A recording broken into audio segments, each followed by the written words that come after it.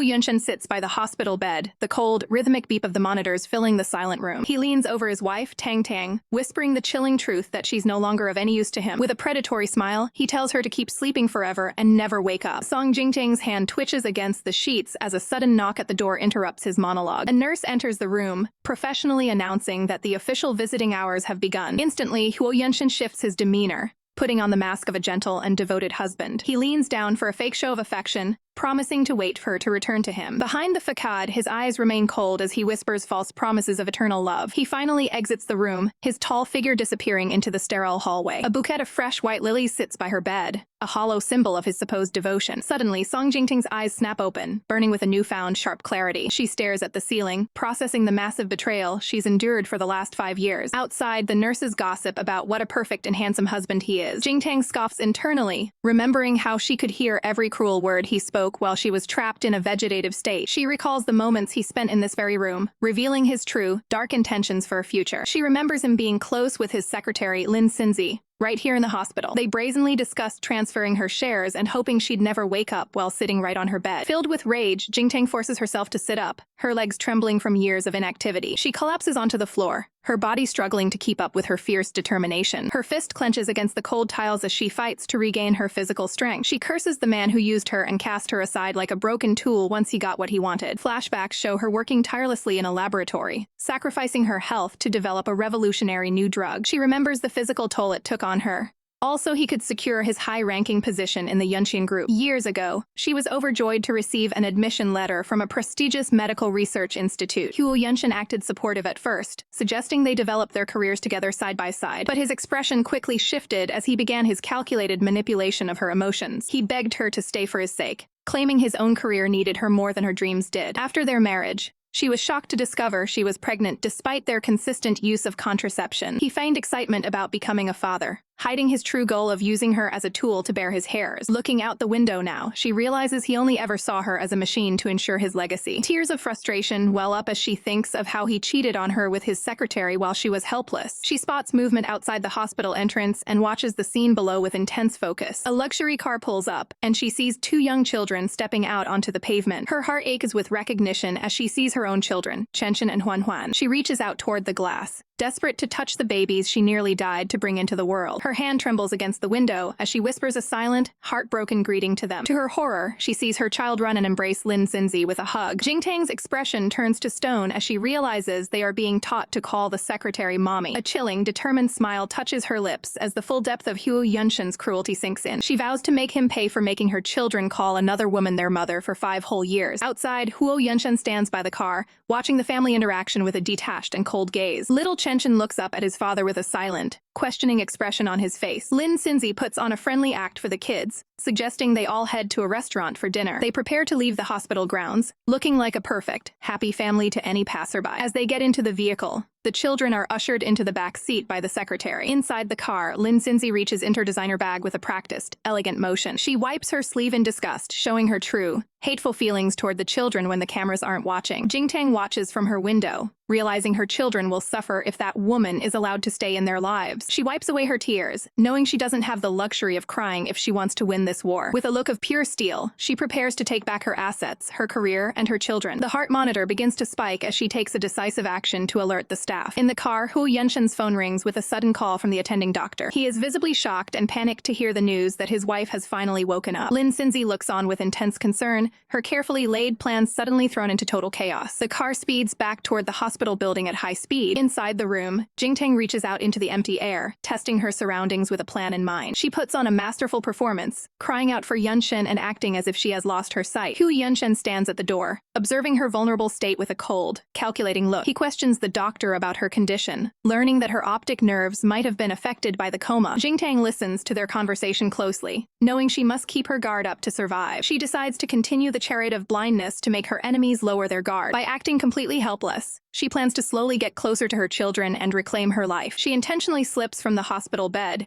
creating a dramatic scene of physical vulnerability. Huo Yunshen rushes into the room, calling out her name with feigned concern. She clings to him, sobbing about how she can't see anything and fears she'll never see his face again. He comforts her with hollow, practiced words, telling her not to be afraid because he's there. She looks up at him with tear-filled, sightless eyes, perfectly playing the part of the distraught wife. He turns back to the doctor, demanding to know how long the recovery process will take. The doctor explains that it depends on her condition and could take several months. Huo Yunshen keeps a steady hand on her, maintaining his public facade of the worried, loyal husband. Jingtang continues to act the part of the fragile and broken patient. The doctor looks on silently, perhaps noticing more about the situation than he is letting on. He eventually leaves the room, pulling out his phone to send a private message to a high-level contact. At exactly 4:30 p.m., a notification arrives for a mysterious man known as President Pei. A thumb swipes across the mobile screen to read the urgent update regarding Song Jingtang. President Pei looks the message, his expression turning intense and deeply focused. He reaches for a framed photograph kept on his desk, his gaze softening. Looking at the picture, he whispers that she has finally woken up after 5 long years. The photo shows a young, vibrant Song Jingtang, smiling brightly before her life was stolen from her. The city traffic pulses as the light shifts, signaling a new beginning for a woman back from the brink of death. Inside the car, Huo Yunshen probes for information, asking his wife what 5 years in a vegetative state actually felt like. Song Jingtang masks her true feelings, describing a terrifying world of pitch-black silence where no light could reach her. Relieved that his dark secrets remain buried, Yunshen assumes she is still the same naive woman he can easily manipulate. He offers a hollow comfort, telling her the nightmare is finally over, and it's time to return to their home. Jingtang's fingers tighten against her lap,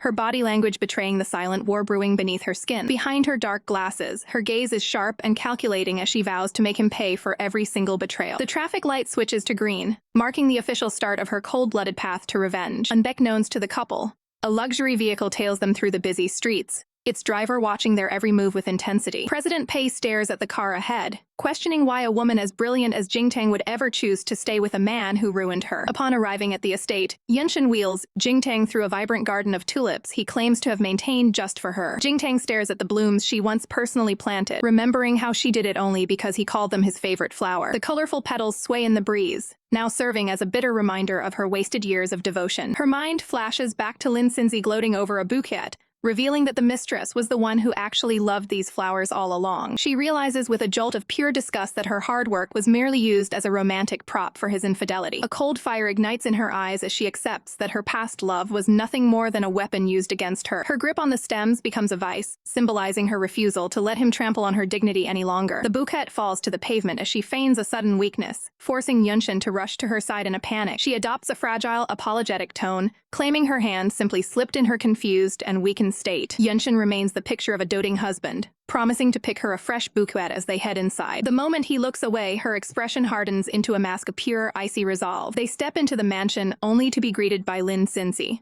who is already wearing an apron and acting like the lady of the house. Jingtang observes the audacity of the mistress, noting how comfortably she has settled into her stolen life. Playing the part of the blind victim, Jingtang points toward the voice and asks her husband if he hired a new maid. The insult hits its mark perfectly, leaving Lin Xinzi fuming at being relegated to a common servant in her own domain. Yunshen awkwardly tries to bridge the gap, introducing the woman as his dedicated secretary. Lin forces a sickeningly sweet smile, trying to maintain her professional composure in front of the man she stole. Jingtang tilts her head with a deceptive innocence, drawing the mistress closer into her trap. In a sudden, calculated motion, Jingtang's hand connects with Lin's face in a sharp, resounding slap. Stunned and humiliated, Lin clutches her stinging cheek as she glares at the woman she thought was helpless. Jingtang immediately pivots to a panic-stricken apology, claiming she was just trying to feel for her surroundings in the darkness. Lin turns to Yunshen, desperate for him to see through the accident and defend her honor. To her horror, Yunshen simply dismisses the incident, unwilling to cause a scene with his newly awakened wife. Swallowing her rage, Lin is forced to endure the physical and emotional blow in total silence. Jingtang mocks her rival internally, impressed by how well the mistress can stomach such an embarrassment. Yunshen leans in close, explaining that Lin has been the one keeping the household and the children together during her absence. Jingtang's heart aches at the mention of her kids, and she demands to see them immediately. Yunshen quickly spins a lie, claiming the children are already fast asleep, since they have school the next morning. Knowing the sun hasn't even set, Jingtang catches a faint sound coming from the upper floor of the mansion. Her eyes dart toward the balcony, where her 2 children are peering down at the commotion below. Overcome with emotion, Jingtang forgets her ruse for a split second and calls out to her son Chenshen. Yunshen freezes, his suspicion instantly piqued as he realizes his blind wife just looked directly directly at the children. Jingtang fumbles with her hands, pretending to be startled by the sound as Yunshen watches her every move. She maintains her act, explaining that her loss of sight has made her hearing incredibly sensitive to any noise. Yunshen smirks, his expression unreadable as he calculates his next move in this psychological game. He leans in and touches her face, whispering a cold promise that she would be better off never seeing again. Yunshen guides her toward the sound of approaching footsteps, announcing that their children are finally here to meet her. Little Chenchen and Huan run into the room, their eyes wide with a mix of curiosity and excitement. Seeing her children for the first time in years, Jingtang struggles to keep her composure, her heart racing against her ribs. To her horror, Huan runs straight past her and into the arms of Lin Xinzi, calling her mom. Tears well up in Jingtang's eyes as she realizes the depth of the betrayal she has missed while unconscious for 5 years. She sits in her wheelchair, watching helplessly as her young son Chenchen stands hesitantly before her. The little boy looks up with sparkling eyes, asking the woman if she is truly his mother. Jingtang reaches out blindly, her voice trembling as she confirms her identity and asks if he is indeed Chenchen. She opens her arms wide, desperately hoping for a single hug from the son she has longed for every day. Chenchen hesitates, his small hand hovering in the air as he tries to process the stranger's emotional request. A gentle smile breaks across her face when his tiny hand finally meets hers in a soft touch. He steps closer, still uncertain, as he looks into the eyes of the woman claiming to be his mom. Jingtang pulls him into a soft embrace, promising him that she is indeed the mother who has finally returned home. She closes her eyes, weeping silently as she finally feels the warmth of her own child after 5 long years of separation. Breaking the embrace slightly, she searches the empty air with her hands, asking where her other child, Huan has gone. Chenchen turns back, calling out for his sister to come and meet their mother. Huan clings tightly to Lin Xinzi's leg, crying out that she doesn't want this new mother at all. A sinister, satisfied smirk plays on Lin Xinzi's lips as she realizes her years of brainwashing have worked perfectly. Lin Xinzi picks up the crying girl, comforting her with a fake tenderness designed to alienate Jingtang even further. The mistress revels in her victory, confident that she has secured her place as the children's permanent stepmother. She recalls the nights spent reading stories to the children, painting Jingtang as a wicked old witch who ruined their lives. Huan buries her face in Lin Xinzi's shoulder, completely rejecting her biological mother in favor of the villain. Jingtang's heart breaks as she witnesses the fear and confusion in her daughter's eyes. Lin Xinzi offers a mocking apology, stating she will take the child upstairs since the girl is clearly closer to her. Jingtang maintains her mask of calm, politely thanking her for taking the children to rest. She turns toward Yunshen, biting back her anger as she suggests he give his assistant nanny a raise for her hard work. Lin Xinzi bristles with rage, hating that she is being relegated to the status of a mere servant in front of everyone. Jingtang's expression hardens with resolve, knowing that no one can truly steal the bond of blood she shares with her kids. Yunshen stands by silently as Chenchen follows Lin Xinzi and Huan up the grand staircase. Jingtang calls out to her son one last time, asking for one more hug before he goes to his room. The little boy stops and looks back, torn between the mother he just met and the father watching him like a hawk. Jingtang waits with a hopeful smile, her hand still extended toward her son in a gesture of love. Yunshen intervenes, placing a firm hand on Chenchen's shoulder and telling him there will be plenty of time for hugs later. Chenchen pulls his hand away from Jingtang, obediently following his father's cold command. Jingtang clenches her chest, fuming inwardly at how Yunshen is deliberately keeping her own children at a distance. Yunshen leans over her, offering a hollow excuse that the children just need more time to accept her. Exhausted by the mental games and the emotional toll, Jingtang asks to be taken back to her room. Yunshen wheels her into the bedroom, informing her that he has work to handle in his study. Before he leaves, she calls out to him, asking if he still remembers which flower she likes the most. He turns back with a confident smile, claiming she loves tulips because they happen to be his favorite as well. After the door clicks shut, Jingtang's face falls as she realizes how she used to erase her own identity just to please him. She pulls out a hidden phone, her fingers moving quickly to contact the one person she can still trust. A look of genuine relief washes over her as she hears her best friend's voice on the other end of the line. Her friend Qiandai shouts into the phone with joy, thrilled to hear that Jingtang has finally woken up. Jingtang wipes away a stray tear, comforted by the fierce loyalty of her lifelong companion. Her expression turns serious as she tells Qiandai that she needs her help with 2 very important tasks to reclaim her life. Song Jingtang remains secluded in her room, using a secret phone call to her ally to set her counteroffensive in motion. She stares out toward the vibrant tulips in the front yard, ordering that every single one of them be uprooted immediately. A wave of confusion washes over Jingtang as she wonders how her contact knew her specific preference for yellow roses. Qiandai giggles on the other end of the line, revealing that it was actually Peidu who shared that that detail. The unexpected mention of that name sends Jingtang into a deep, contemplative silence. Memories of her senior, Pei-du, resurface. A man once considered her greatest academic rival during her student days. She reflects on the painful sacrifice she made 7 years ago when she abandoned her own bright future. Back then, Jingtang chose to set aside her medical dreams to support the rising career of the man she loved. Even when Pei-du questioned if such a sacrifice was truly worth it, she stood firmly by Yunshen's side. Looking at her reflection now, she realizes with bitter clarity that her devotion was entirely misplaced. With a cold fire burning in her eyes, Jingtang vows to personally rectify the mistakes of her past. She maneuvers her wheelchair to her desk and reaches for a hidden, long-forgotten drawer. Inside lies her old admission notice to the prestigious Yanbei Institute, a painful symbol of the life she gave up. Clutching the document, she swears to reclaim every piece of her life that was stolen by Yunshen and his mistress. Elsewhere, a powerful figure moves through a sleek corporate hallway after finalizing a major pharmaceutical acquisition. The legendary Pei-du reviews the deal, surprising his associates with his sudden interest in the domestic market. His sharp gaze remains fixed forward as he reveals his true motivation is helping Miss Song. As he prepares to leave, his assistant mentions the secret hospital visits Pei-du makes every time he returns to the country. Pei-du settles into the back of his luxury car, announcing that he will no longer be visiting from the shadows. His assistant is visibly thrilled to hear that the president has finally decided to stay in the country for good. The car door clicks shut, sealing his resolve to finally intervene in Jingtang's life. Pei-du stares out at the night sky, his presence promising a massive shift in the upcoming conflict. Late into the night, Yunshen returns to the bedroom, carelessly loosening his tie as he enters. Jingtang sits up in the dark, her expression unreadable as she waits for her husband to approach. Yunshen leans in close, attempting to maintain his facade of affection toward his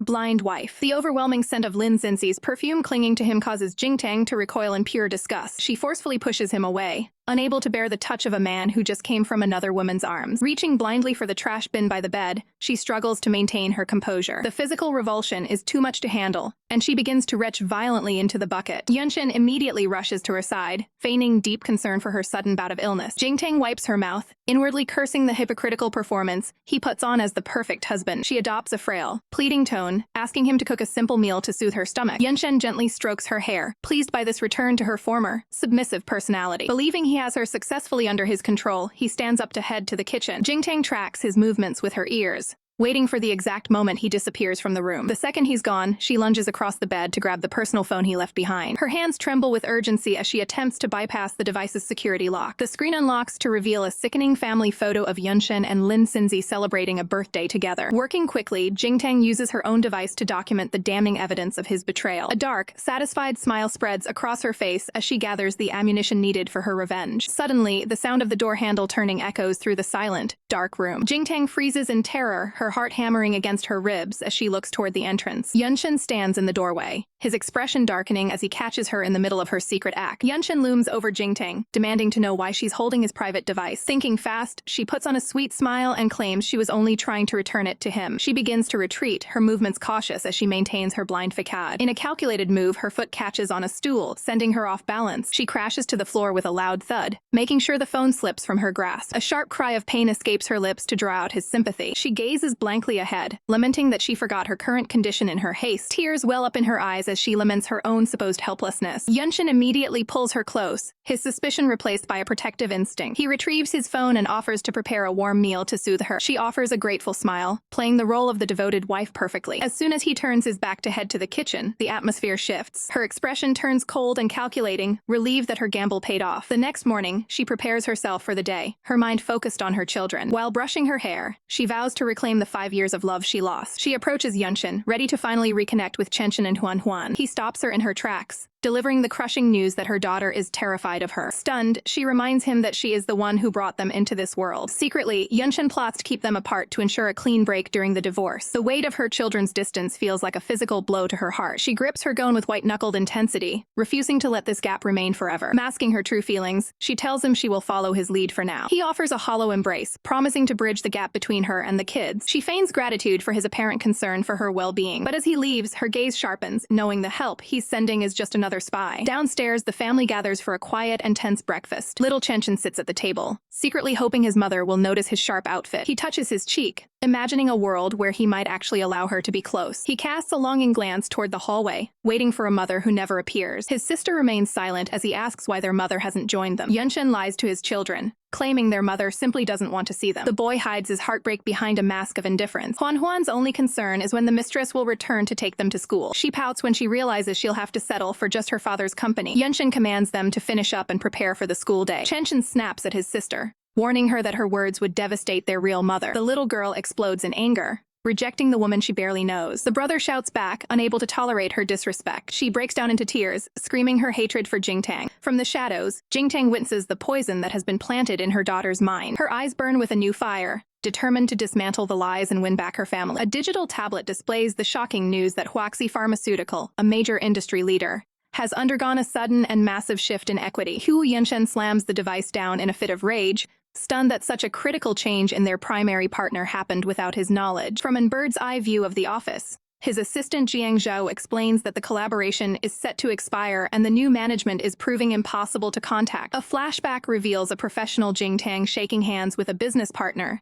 proving she was the sole reason the original deal was ever secured. Jiang Zhou nervously admits that the only reason Huaxi ever signed with them was because of a breakthrough drug Jingtang personally developed. Yunshen grits his teeth in silent frustration, realizing he is completely powerless to fix this mess without his wife's expertise. He dismissively waves his hand and slumps into his chair, deciding he has no choice but to go and manipulate Jingtang into helping. Later that day, Yunshen arrives at the sleek, modern villa to put his plan into motion. Inside the room, Jingtang tests her strength by standing up, pleased to find her leg is finally healing enough for her to walk. She hears the door click open and watches as Yunshen steps into the room with an unreadable expression. Sensing his presence, her face instantly shifts as she prepares to resume her act. She deliberately collapses onto the floor with a loud thud, crying out in feigned pain to maintain her cover. Jingtang strikes her own leg in a show of staged desperation, sobbing about her inability to move. Yunshen rushes toward her, demanding to know what she thinks she is doing on the floor. Looking up with tear-filled eyes, she whimpers that she feels like a useless burden who can neither see nor stand. Yunshen pulls her into a close embrace, his ego satisfied by her apparent total emotional dependence on him. He holds her tight while hiding a calculated smirk,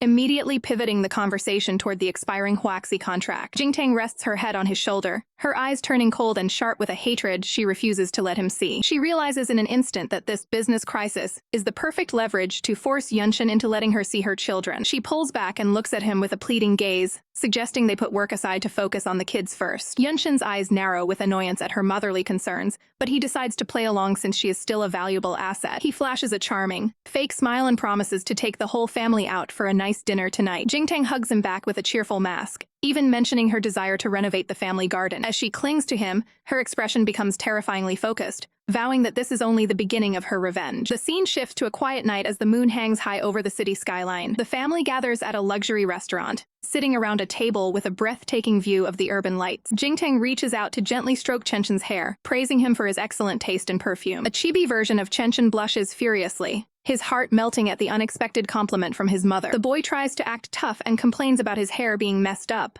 though his wide, happy eyes betray his true feelings. Chenshin quietly scoots his chair closer to Jingtang, unable to resist the warmth she's offering. Jingtang offers a soft, genuine smile, relieved that her son is finally starting to lower his guard. She turns to the waitress and politely requests a serving of shrimp for the table. A memory surfaces of Jingtang asking the family maid, Aunt Zhang, about the specific foods her children enjoy. Jingtang focuses intently on her plate, carefully preparing a piece of seafood for her son. With a maternal grace, she holds out the shrimp and offers to feed Chenshin herself. Chenshin stares at her in pure shock, amazed that she actually remembered his favorite food. He eagerly bites into the shrimp, his cheeks flushing as he accepts the gesture of love. The boy chews happily with puffed-out cheeks, struggling to maintain his cool exterior. Across the table, Huan watches the interaction with a silent, judging pout. Jingtang shifts her attention toward her daughter, her gaze full of focused intent. She beams at Huan, announcing that she specifically ordered spare ribs because she knows they are the girl's favorite. Chenshin helpfully places a rib on his sister's plate, and Huan can't help but look delighted by the treat. Yunshen watches the scene with a suspicious gaze, noting how strangely attentive Jingtang is being to the children's needs. Jingtang's internal thoughts turn bitter as she considers how Yunshen tried to replace her with a stepmother so quickly. She looks at her children with a pained, sincere expression, apologizing for the years she missed and promising a better future. Huan looks down at her food, her mind racing as she recalls the story of her mother's long coma and difficult birth. The young girl begins to eat, her heart softening as she realizes her mother might not be the villain she imagined. Suddenly, the restaurant door swings open as a woman enters, greeting the table with a familiar, casual air. Huan's face lights up with pure excitement as she recognizes the newcomer as her friend Sinji's mother. Jingtang's warm expression vanishes instantly,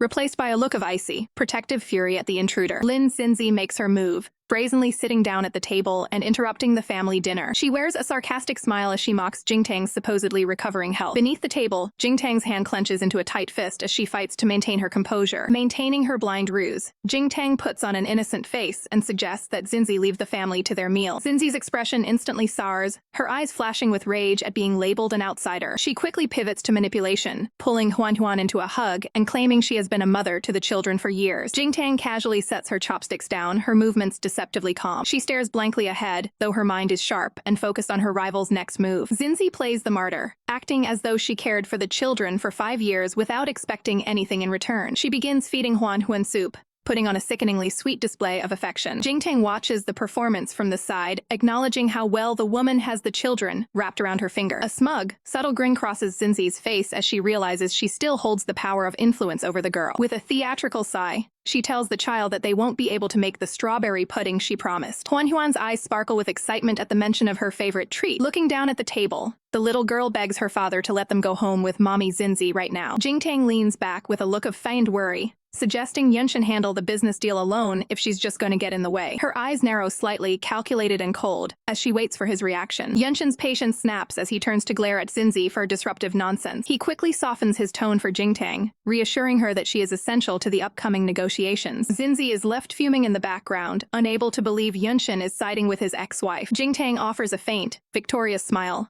knowing that business leverage trumps emotional manipulation every time. Seeing her influence slip, Xinzi leans in to whisper a poison-filled lie into Huan's ear. The psychological blow hits home as Huan bursts into a fit of hysterical tears. The entire table falls into a tense silence as the young girl's wails echo through the room. Chen watches the scene with a sharp, analytical gaze, clearly suspecting foul play from Xinzi. Huan points a trembling finger at Jingtang, screaming that she hates her for ruining everything. Fed up with the drama, Yunshen slams his hand on the table and demands that his daughter stop the scene. Terrified by the rare scolding, Huan cowers and hides behind Xinzi's legs. Jingtang reaches out toward her daughter, her face a mask of maternal concern. In a shocking display of rejection, the little girl violently smacks her mother's hand away. She screams for Jingtang to stay away, her eyes filled with a coached resentment. Xinzi scoops the child up with a triumphant look, offering to take her home herself to finish their evening. Jingtang sits in the aftermath, her resolve hardening against the woman who is driving a wedge between her and her children. The next morning brings a fresh start as the sun rises over a garden in full bloom. Jingtang takes a phone call from her contact, receiving the intel she needs to dismantle Xinzi's reputation. She stares at her reflection in the phone screen, ready to uncover every secret from the years she was gone. Later that evening, Jingtang arrives at the prestigious Wanbao Pavilion, keeping up her blind persona with a cane. A dedicated staff member greets her, offering a steady hand to lead her to her private meeting. Jingtang walks with a refined grace, hiding her true sight behind a mask of professional focus. As she traverses the grand hall, she passes by a group of high-profile businessmen. She brushes past one man in particular, her long hair trailing behind her in the breeze. The man catches a brief glimpse of her profile, a flicker of recognition crossing his mind. He slows his pace, feeling a sudden, inexplicable pull toward the woman walking away. He turns back with a look of pure bewilderment, certain that he just saw a ghost from his past. As Jingtang slips away, the mysterious man watches her retreat, his suspicion growing with every step she takes. His assistant interrupts his thoughts, guiding President Pei toward the private elevator. He brushes off the feeling, convinced he must have been mistaken about the woman's identity. Inside the private room, Jingtang maintains her blind act until the door is safely shut and she is alone. Suddenly, her best friend Qiandai rushes forward, pulling her into a desperate, emotional embrace. Jingtang finally lets her guard down, returning the hug with a weary but genuine smile. Qiandai cups her friend's face, horrified by how much weight Jingtang has lost during this ordeal. Jingtang offers a brave smile, insisting she's doing well despite the chaos unfolding at home. Qiandai leads her to the table, begging her to divorce that scumbag Yunshen immediately. Sitting down, Jingtang explains that she can't leave until she secures full custody of her children. Her expression darkens as she reflects on how she built the very success Yunshen now uses against her. Qiandai grips her hands tightly, swearing to stand by her side no matter how difficult the fight gets. She then slides over a phone, revealing the shocking intel Jingtang asked her to gather. Jingtang stares at an old post showing Xinzi holding Huan on the very day Jingtang nearly died in childbirth. The realization hits like a physical blow. Their affair wasn't a recent mistake, but a deception lasting years. Qiandai slams the table in a fit of rage, disgusted by the duo's long-term betrayal. Another photo shows Yunshen at the hospital with Xinzi while Jingtang was left completely alone. Jingtang remembers the cold nights she spent knitting a scarf for a man who was already with another woman. She clutches the phone with trembling hands, the memories of her husband's endless lies flooding back. She recalls seeing them together in the shadows, realizing every work,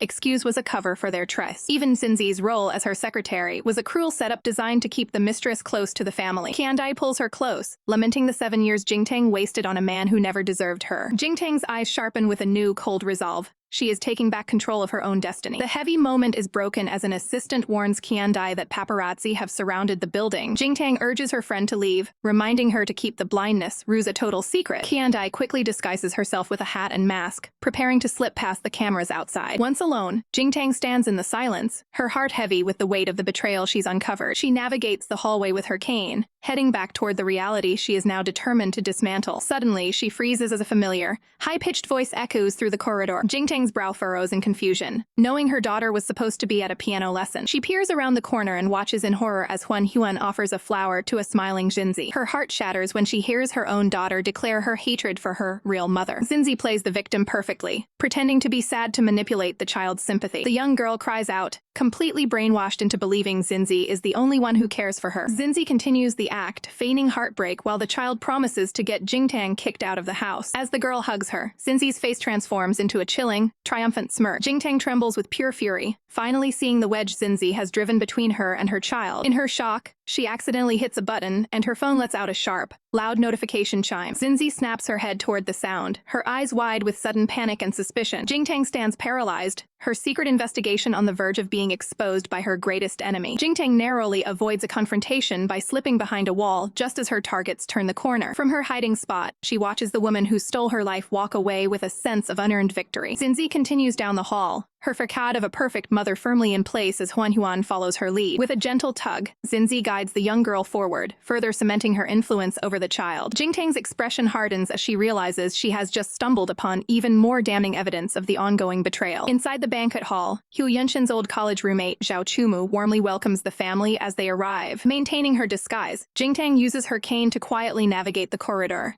Desperate to hear what they discuss behind closed doors, she remembers how Chumu always treated her with disdain, his loyalty clearly lying with Yunshen's secret life. The memories of Chumu's past insults resurface, highlighting how long this circle of friends has kept her in the dark. While she watches from the periphery, the roommate treats Xinzi with the respect usually reserved for a legitimate wife. Inside the room, Huan Yuan rushes into Yunshen's arms, a sight that cuts Jingtang to the core. The young girl innocently suggests that her father should warm up Xinzi's hands, unknowingly acting as a bridge for the two lovers. Yunshen offers a rare, genuine smile as he pats his daughter's head, while Xinzi sits beside them looking like the perfect partner. Jingtang captures the entire scene on her phone, securing the proof she needs for the upcoming custody battle. Having seen enough, she turns to leave the area, her resolve fueled by the cold reality of their domestic bliss. Meanwhile, Yunshen checks his phone as a notification chimes, breaking his momentary focus on the party. A message informs him that the madam has been picked up by a car, confirming Jingtang's whereabouts to him. He dismisses the update with a cold indifference, believing Jingtang is too isolated to ever pose a threat to his plans. Navigating the renovated building proves difficult for Jingtang, as the unfamiliar layout disorients her. In her haste, she accidentally collides with a burly, intoxicated man in the hallway. The man erupts in anger, immediately shouting insults at her for the accidental bump. Jingtang quickly apologizes, keeping her head down to maintain the ruse that she cannot see his face. The man's anger turned to a predatory grin as he notices her beauty and attempts to touch her under the guise of curing her eyes. Jingtang's grip tightens on her cane,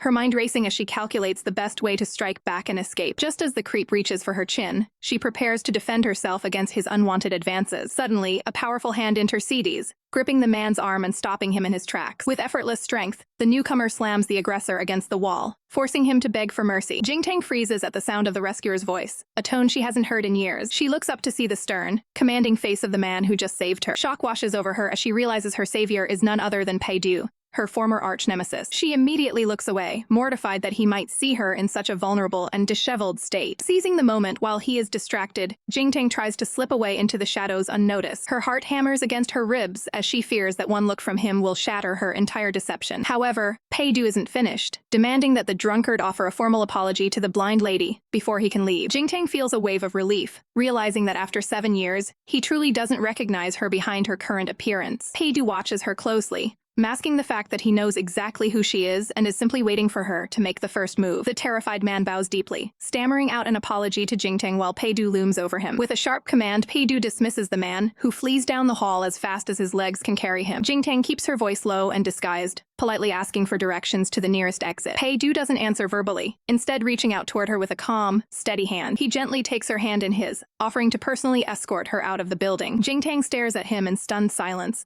her face flushing as she is forced to accept the help of the one man she never wanted to see again. Jingtang steals a glance at Pei-du, marveling at how much more compassionate her former rival has become over the years. He maintains a professional distance as he carefully escorts her toward the waiting car. Pei-du offers a final, polite farewell, leaving Jingtang to wonder about the true nature of his kindness. Once inside the vehicle, she exhales a breath of relief, thankful that her elaborate ruse remains intact. As the car pulls away from the curb, Pei-du stands alone, watching her departure with a heavy heart. He reflects on the past, wondering if things would be different for Jingtang if he had been more assertive years ago. Jingtang arrives back at the estate, where the staff assists her into her wheelchair with practiced efficiency. She sits poised and regal, mentally preparing for the psychological warfare that awaits inside the mansion. Aunt Liu greets her at the door, though her posture lacks any genuine warmth for the lady of the house. The maid's eyes narrow with a cold, calculating look that reveals her hidden disdain for Jingtang. Jingtang ignores the chill and calmly requests that a serving of strawberry pudding be prepared immediately. Aunt Liu begrudgingly begins to move the wheelchair, her mind already racing with ways to undermine her employer. Inside, Yunshen is pacing the floor, clearly agitated that the garden's tulips were removed without his consent. Jingtang remains unfazed, explaining that the garden simply needed a fresh start and a professional touch. Yunshen lets out a sigh of frustration, dreading the inevitable drama when Xinzi discovers the change. Sensing his irritation, Jingtang softens her voice, playing the part of the fragile, misunderstood wife. Yunshen's facade of anger melts away as he sits beside her, offering hollow words of comfort. Beneath her calm exterior, Jingtang's eyes burn with a hidden fire as she recalls his long history of manipulation. Memories of her time in the research lab flood back, where she spent countless nights perfecting formulas for his benefit. The physical toll was immense, resulting in frequent nosebleeds that she desperately tried to ignore. Eventually, the exhaustion became too much, and she collapsed amidst the chemical vials and research notes. In the hospital, Yunshen performed the role of the devoted husband perfectly in front of her father. He gripped her hand with a feigned intensity, promising that her health was his only priority. At the time, Jingtang believed she had found a partner who truly valued her beyond her professional talents. However, as soon as the witnesses left, he ignored the doctor's orders and demanded her immediate discharge. With a chilling smile, he told her she was recovered enough to return to the lab the very next day. He rode her hard work all the way to the top, securing his position as general manager while she withered away. Back in the present, Jingtang maintains her composure while Yunshen continues his empty domestic chatter. The arrival of Chenshin and Huan breaks the tension, their innocent faces a stark contrast to the room's atmosphere. Yunshen's patience wears thin instantly as he dismisses the children, ordering them to head upstairs for bed. Jingtang stops them, hoping to share a small moment of joy with the children over the promised dessert. She raises her voice to call for Aunt Liu, expecting the order she gave earlier to be fulfilled. The maid enters the room carrying a simple fruit platter, completely ignoring the previous request. With an air of feigned helplessness, Aunt Liu claims she simply forgot to make the pudding because she was too busy. Jingtang's expression turns ice cold as she realizes the maid is intentionally testing her authority. Aunt Liu continues her excuses, treating the request as a trivial matter that doesn't deserve her time. Realizing this insubordination will only escalate, Jingtang decides it's time to purge the household of disloyalty. She stuns everyone by firing the maid on the spot, refusing to tolerate such blatant disrespect in her own home. Yunshen immediately intervenes, dismissing Jingtang's anger as an overreaction to a minor culinary mistake. Emboldened by Yunshen's support, Aunt Liu wears a smug, triumphant smirk under her mask. Jingtang looks on with silent fury, realizing the staff only respects the master who provides their paycheck. She calmly instructs Chenshin to take his sister upstairs, shielding them from the impending confrontation. The children quietly retreat up the stairs, leaving the adults to settle the dispute. Jingtang stands her ground,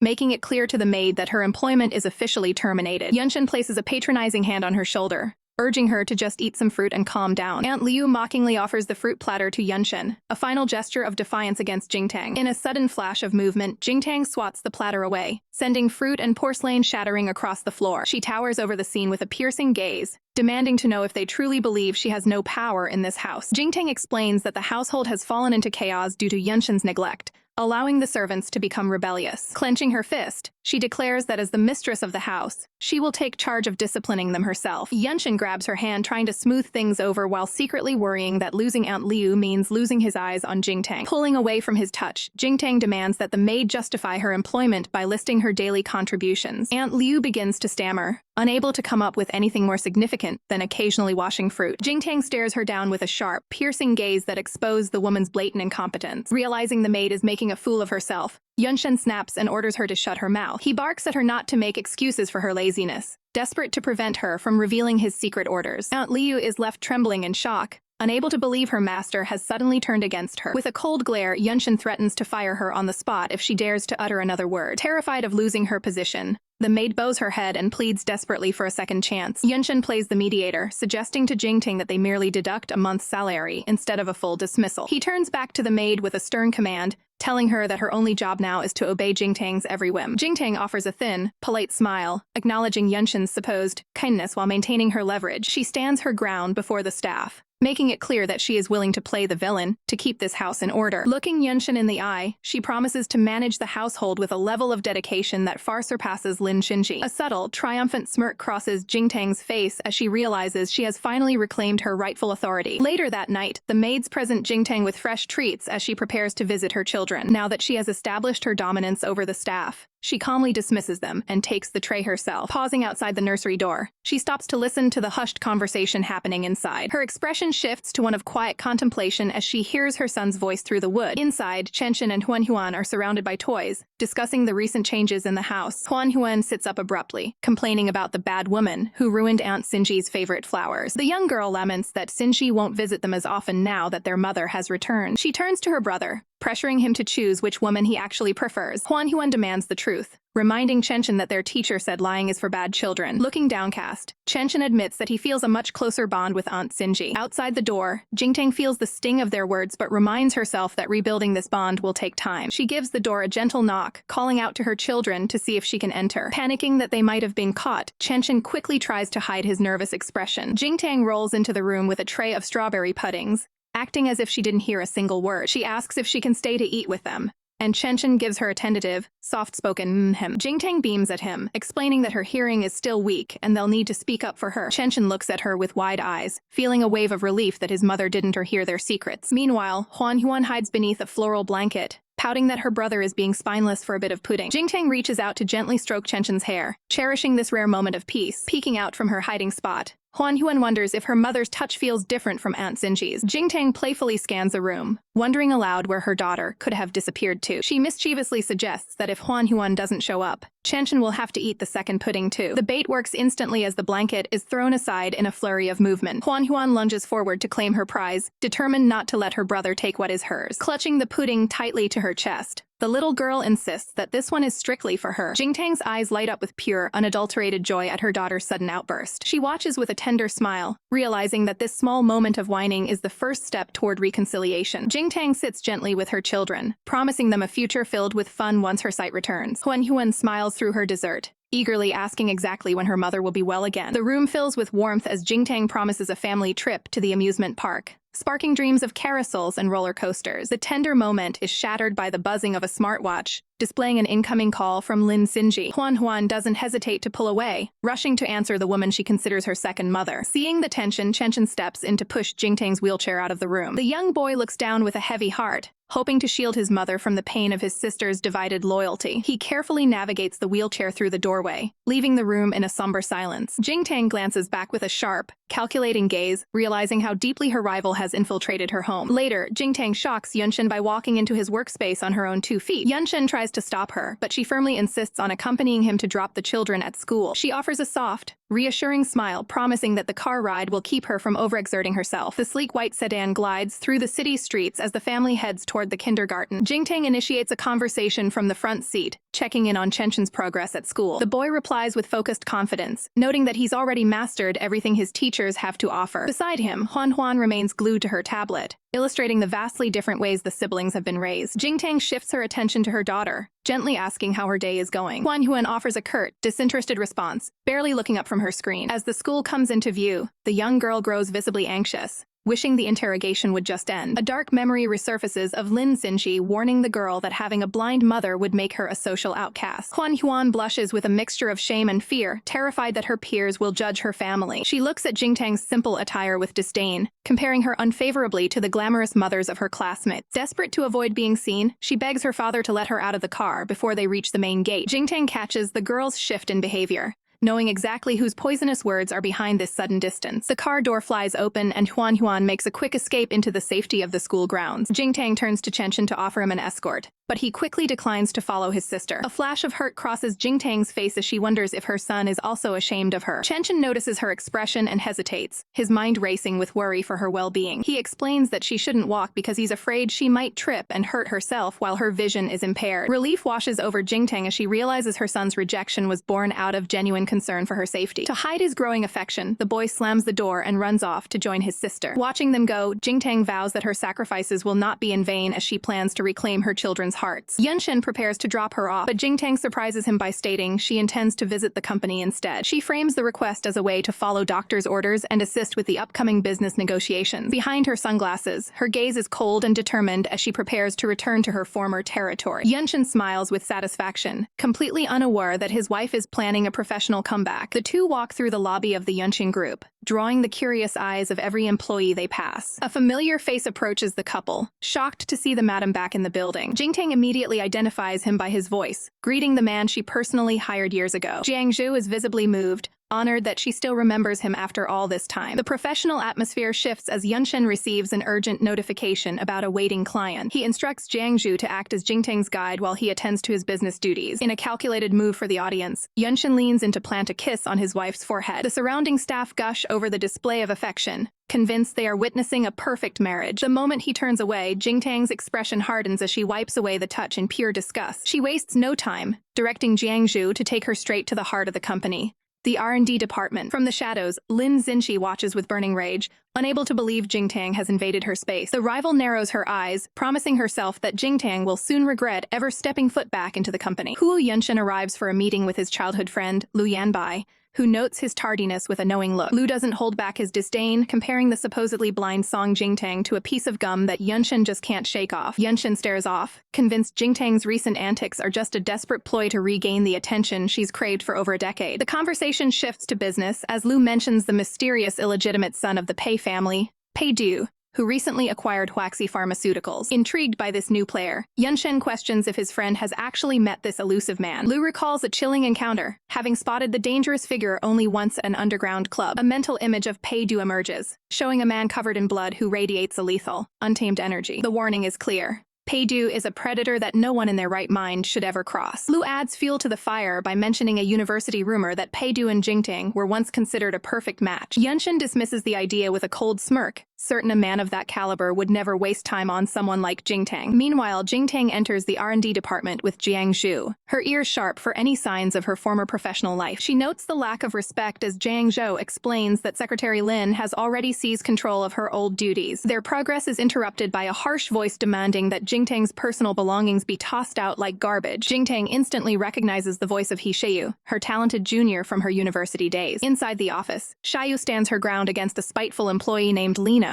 refusing to let them desecrate Jingtang's space. Lina sneers as she brandishes a new ID badge, declaring Lin Xinxi the official R&D manager. Jingtang's expression hardens as she realizes Yunshen has already moved to permanently replace her. Lina mocks Shayu's loyalty, calling Jingtang nothing more than a living dead who no longer matters. The bully leans in, threatening Shayu with unemployment if she continues to defy Lin Xinxi's authority. Jingtang steps into the room with a chillingly calm voice, questioning just how much influence the secretary thinks she has. She stands tall and composed, her presence alone commanding the attention of the entire room. Shayu's face lights up with pure joy as she rushes forward to embrace her mentor, relieved to see her back. Jingtang maintains her facade, gently explaining her temporary blindness to her worried junior. Lina watches the reunion with a look of pure disgust, clearly unimpressed by the returned Mrs. Huo. She addresses Jingtang with a sarcastic tone, pointedly refusing to acknowledge her professional title or her status as the CEO's wife. The tension spikes as Lin Xinxi herself appears, wearing a mask of false concern as she claims she's only there to help. Jingtang remains silent, seeing right through the act as Lin behaves like she's the true mistress of the company. Lina immediately clings to Lin's arm, playing the victim and accusing Shayu of causing a scene. Lin Xinxi puts on a performance of humility, claiming she only filled the vacancy because the company needed leadership. Jingtang internally scoffs at the clever manipulation, realizing Lin is trying to paint her as the unreasonable aggressor. Lina continues her verbal assault, pointing a finger and telling Jingtang she has no right to expect her job to wait forever. The employee doubles down, praising Lin's recent successes and accusing Jingtang of using her marriage to bully the staff. Other workers begin to whisper in the background, fully convinced that Lin Xinji is the one who truly belongs in power. She looks on with worry, fearing that Jingtang's selfless nature will lead her to back down once again. Lin Xinji stands at the center of her supporters, her eyes gleaming with the triumph of having the entire department on her side. Jingtang's eyes remain fixed and cold as she prepares to shatter Lin's carefully constructed narrative. With a powerful declaration, she asserts that she has no intention of surrendering her office or her title. She drops a legal bombshell, reminding everyone that her 10-year contract makes her position ironclad unless she resigns. Turning her back on the crowd, she offers the employees a choice: stay and work, or follow Lin Xinji out the door. In a private moment of resolve, Jingtang vows that she is no longer fighting for Yunshen, but for her own future. Losing her temper, Lina lunges at Jingtang, screaming that she's only successful because of her husband. A sharp crack echoes through the hall as Jingtang's hand connects with Lina's face in a lightning-fast reflex. The room falls into a stunned silence as Jingtang stands perfectly still, her cane gripped firmly. Lina recoils in shock, clutching her burning cheek as she stares up at the woman she underestimated. Jingtang calmly examines her hand, explaining that her lack of sight makes her instinctively sensitive to sudden physical threats. Jiang Zhu steps in to restore order,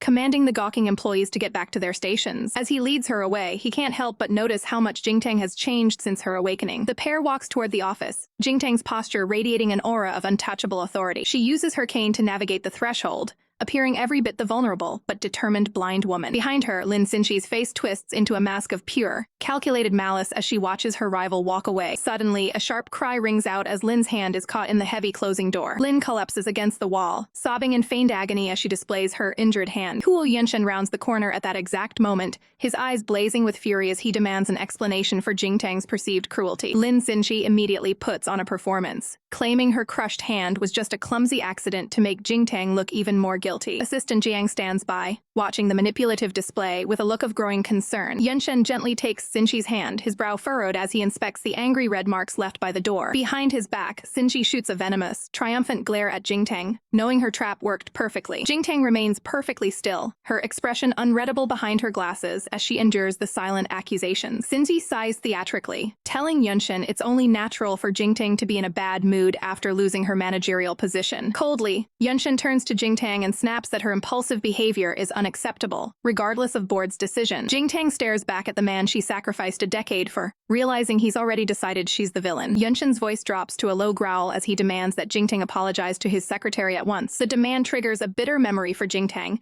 as she realizes this isn't the first time he's chosen someone else over her. In a flashback to their younger days, Yunshen is seen defending a friend who clearly harmed Jingtang on purpose. He had the audacity to ask her to be considerate back then, proving his loyalty was never truly hers. A faint, cynical smile touches Jingtang's lips as she realizes Yunshen has always protected his friends, while leaving her to bleed. She taps her cane on the floor, mockingly agreeing that she should apologize for her supposed carelessness. With calculated precision, Jingtang steps forward and drives her heel directly onto Xinji's foot. Xinji's fake poise shatters instantly as she lets out a sharp cry of genuine agony. Yunshen roars in fury, lunging forward to steady Xinji, while demanding to know what Jingtang is doing. Jingtang tilts her head with a look of feigned, innocent confusion, claiming she must have just tripped over something. Yunshen's face contorts with rage as he screams at her to stop flailing around and show some respect. Jingtang plays her ultimate card, covering her mouth and sobbing that he's only yelling because he despises her for being blind. The R&D staff begin to whisper among themselves, judging Yunshen for being so heartless toward his disabled wife in public. Hearing the shift in the room's atmosphere, Yunshen looks visibly rattled,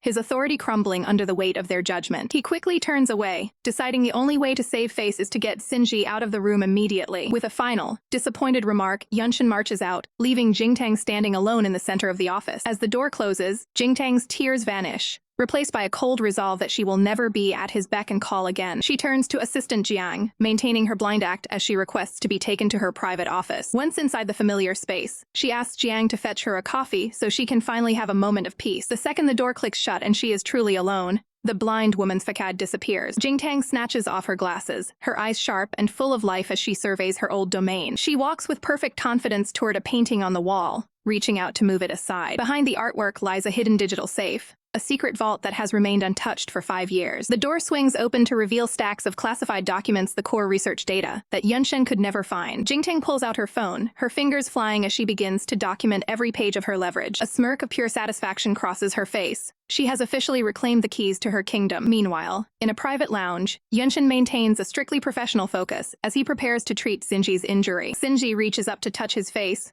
putting on a mask of saintly patience to keep him wrapped around her finger. Yunshen offers her a rare, appreciative smile, completely oblivious to the fact that he's being played. Xinji stands up, smoothing her skirt as she prepares to head off to organize the afternoon's high-stakes meeting. Yunshen hands her a folder, promising that her official appointment as R&D director will be finalized by the end of the day. His phone suddenly vibrates with an urgent incoming call from his father, cutting their conversation short. Yunshen answers, confirming that Jingtang has indeed regained consciousness, but is currently unable to see. He rubs his temples in frustration as his father demands they both attend a critical dinner for an elite guest. His father explains that Jingtang must be there, as the guest is a powerful former classmate from her university days. Yunshen's expression turns serious as he asks for the identity of this mysterious and influential figure. His eyes widen in shock as his father reveals the name: the second young master of the Pei family, Pei Du. Huo Yunshen smirks while handling his business calls, fully convinced he has Jingtang's every move figured out. He dismisses her recent public outburst as a desperate bid for attention after she discovered a rival's promotion. Looking out over the city skyline, he assumes her children and his social status are the only things keeping her anchored to him. He scoffs at the idea that she's acting out simply because she's afraid of being replaced by someone more useful. A smug, arrogant laugh escapes him as he concludes she is merely using tricks to stay by his side. Far across the city, the sun begins to set over the quiet, luxury residence where Jingtang is hiding her next move. Inside, Jingtang answers a covert call from Xiaoyu, who has managed to secure vital information. Xiaoyu reveals that Lin Jinqi's new medical breakthroughs are actually stolen research data from 5 years ago. Jingtang's gaze sharpens as she prepares to verify this massive corporate betrayal. She scrolls through the encrypted files on her phone, her suspicions turning into cold, hard reality. The realization hits her like a physical blow. The formulas and ingredients are identical to the ones she poured her soul into years ago. She realizes only Yunshen had the password to that data, meaning he personally handed her life's work to his mistress. Her expression hardens into a mask of pure contempt for the man she once considered her husband. A knock at the door interrupts her thoughts as the household maid seeks permission to enter. The maid delivers a direct order from Yunshen. She must prepare for a formal dinner at the Huo family estate with an elite guest. Jingtang knows this house is a den of wolves where no one has ever truly welcomed her. She recalls the icy, judgmental stares of Yunshen's parents and his sister, who always look down on her. She steels her resolve, deciding that her children are the only reason she will endure this family's presence one more time. She confirms with the maid that Chenchen and Huan will be attending the family event as well. Seeing a rare chance to be with her kids, Jingtang agrees to go without further hesitation. The maid offers a simple dress, worried it lacks the prestige required for such a high-profile guest. Jingtang ignores the social protocols and chooses the light green gown, finally deciding to wear whatever she likes. Stepping out of the car, she radiates an effortless elegance that masks her blind state perfectly. Yunshen stands by the vehicle, visibly stunned by her sudden and sophisticated transformation. For a fleeting moment, he is transported back to their high school days,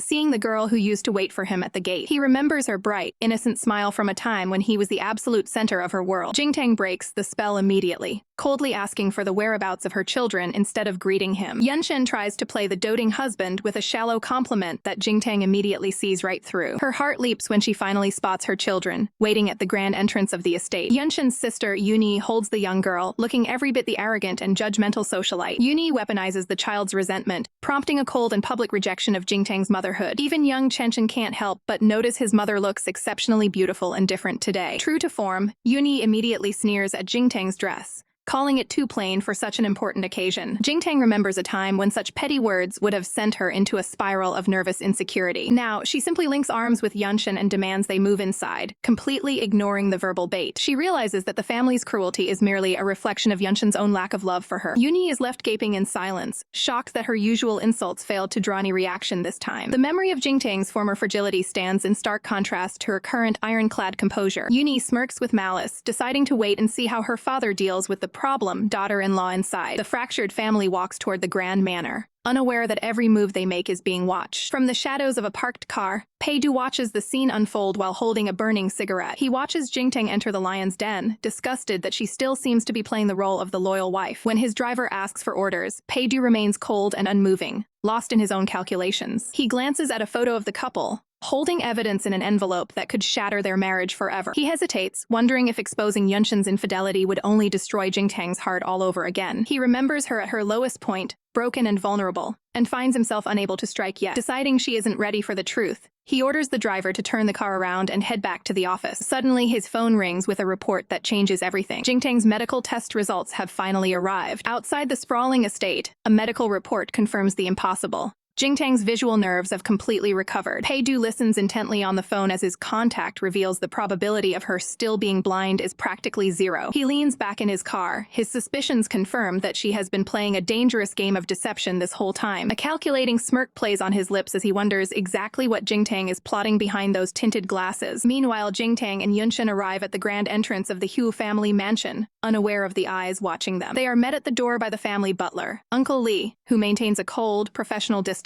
Yunshen stops abruptly, staring down at a burning brazier that has been placed directly in their path. From the shadows of the hallway, a pair of sharp heels clicks against the marble as the matriarch makes her entrance. Chu Wenhui, Yunshen's mother, stares them down with a look of pure, unadulterated disdain. Jingtang scans the room through her veil of blindness, noticing that the ambitious Uncle Tianshan is also present for this gathering. The tension in the room is rooted in a dark history of internal strife between Yunshen's father and uncle. Jingtang wonders why the entire power-hungry clan has gathered tonight and who this mysterious, distinguished guest could be. Suddenly, Wenhui's sharp voice cuts through the air, snapping Jingtang back to the hostile reality of the foyer. The matriarch demands Jingtang step over the fire to cleanse herself of the misfortune she's brought back from the hospital. Jingtang ignores the insult, her first thought going to the health of the grandmother, who was always kind to her. Wenhui dismisses the inquiry with a sneer, insisting the ritual must be completed before she sets foot further inside. Jingtang hesitates, playing her role perfectly by claiming she's afraid of being burned while unable to see. Nearby, Yuni pulls out her phone, eager to record every second of her sister-in-law's public degradation. Jingtang stands tall, feeling the weight of the blatant disrespect being heaped upon her in her own home. Across the room, her two children watch the scene unfold with wide, uncertain eyes. For the sake of reaching her kids,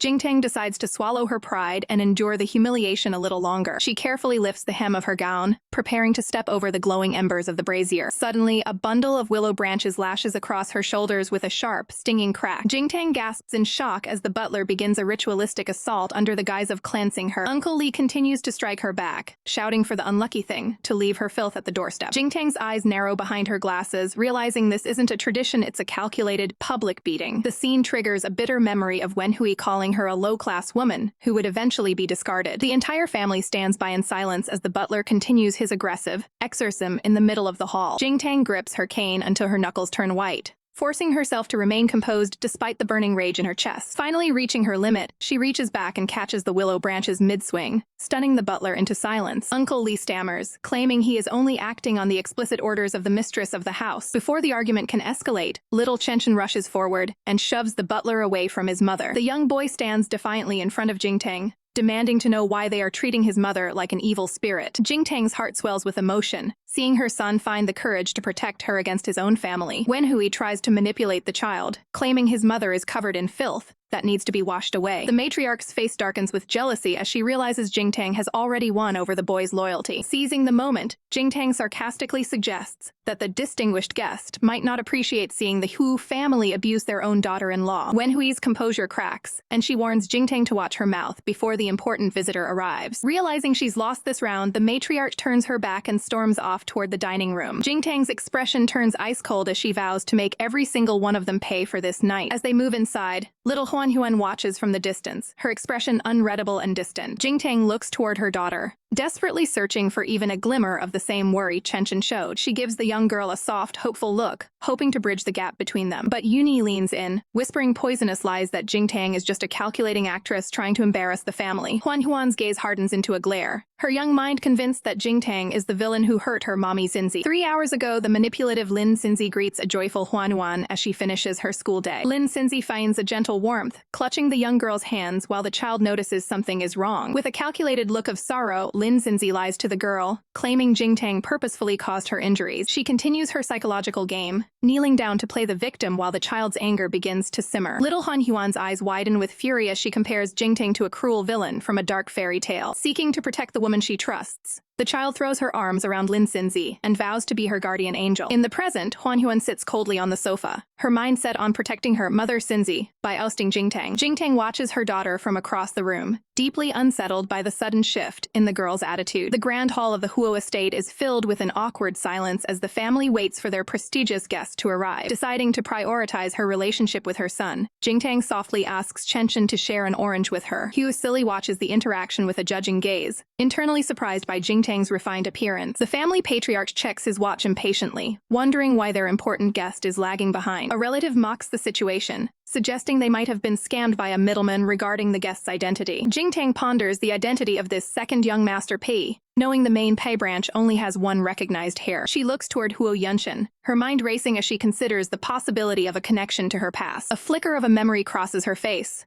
though she quickly dismisses the idea of the guest being someone she once knew. Her mind drifts back to her time at Yanbei University, recalling how a certain Pei-du was always at odds with her. She remembers confronting him on the stairs, trying to offer him financial aid for his tuition fees out of pity. In the flashback, she pleads with the stubborn young man to accept the help so he doesn't waste his academic potential. Pei-du's expression darkens as he corners her, his words sharp and filled with a strange, defensive malice. The memory of a stinging slap echoes through time, a physical manifestation of their explosive conflict on campus. Despite the blow, he had leaned in with a cold, mocking smirk that still haunts her thoughts today. The memory ends with her walking away in frustration, leaving the impoverished student standing alone in the hallway. Back in reality, Jingtang finds it hard to believe that the proud boy who refused charity could be a high-ranking tycoon. She focuses back on the present moment, gently offering a piece of the peeled to her son. Impatience grows among the men as one of them nervously adjusts his sleeve, tired of the guest's tardiness. The elders grumble about the delay, convinced the entire meeting was a waste of their valuable time. They decide to cut their losses and prepare to leave, dismissing the guest's arrival as a lost cause. Jingtang remains composed on the sofa, secretly relieved that the tedious social gathering might finally be over. Suddenly, an aggressive gesture interrupts her peace as the family prepares to depart. An arrogant woman looms over her, snarling about Jingtang's supposed lack of respect for the departing elders. Another relative joins the attack, cruelly mocking Jingtang's upbringing and the loss of her mother. They stand together in a show of petty dominance, demanding that Jingtang stay home to learn proper manners. Jingtang stares back through her tinted glasses, her expression unreadable, but her internal resolve hardening. The patriarch chimes in with a stern face,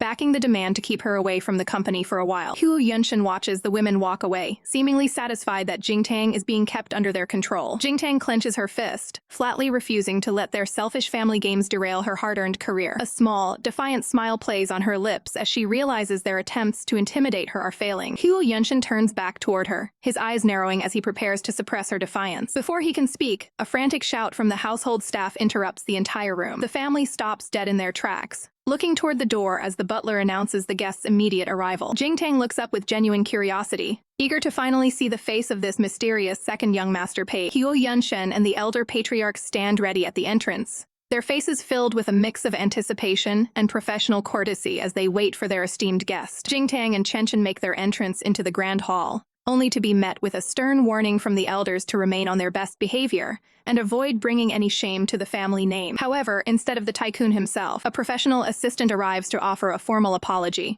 explaining that President Pei had an urgent matter that prevented his attendance. The mood shifts when the assistant reveals that Pei was actually pleased to hear Jingtang was a fellow alum from his university, hinting at a potential future visit. Jingtang is caught completely off guard, her mind racing as she tries to recall if she and the powerful CEO truly shared a past connection on campus. Standing nearby, Huo Yunshen narrows his eyes in suspicion, wondering why someone as influential as Pei Du would go out of his way to acknowledge a mere schoolmate. The elder Huo quickly recovers his composure, instructing the assistant to convey their gratitude and expressing a keen interest in scheduling a private dinner soon. Turning back to his family with a smug air of satisfaction, the patriarch notes that Pei's personal message suggests that securing a meeting with him won't be difficult after all. Not everyone is impressed, as a disgruntled relative scoffs at the posturing and decides to leave the premises before the meal even begins. The scene transitions to the lavishly decorated dining room, where a massive table is set for a family feast that feels more like a battlefield than a celebration. Seeking an ally in the room, young Huan Yuan ignores Jingtang and asks to sit beside her aunt instead. Trying to bridge the gap with a motherly gesture,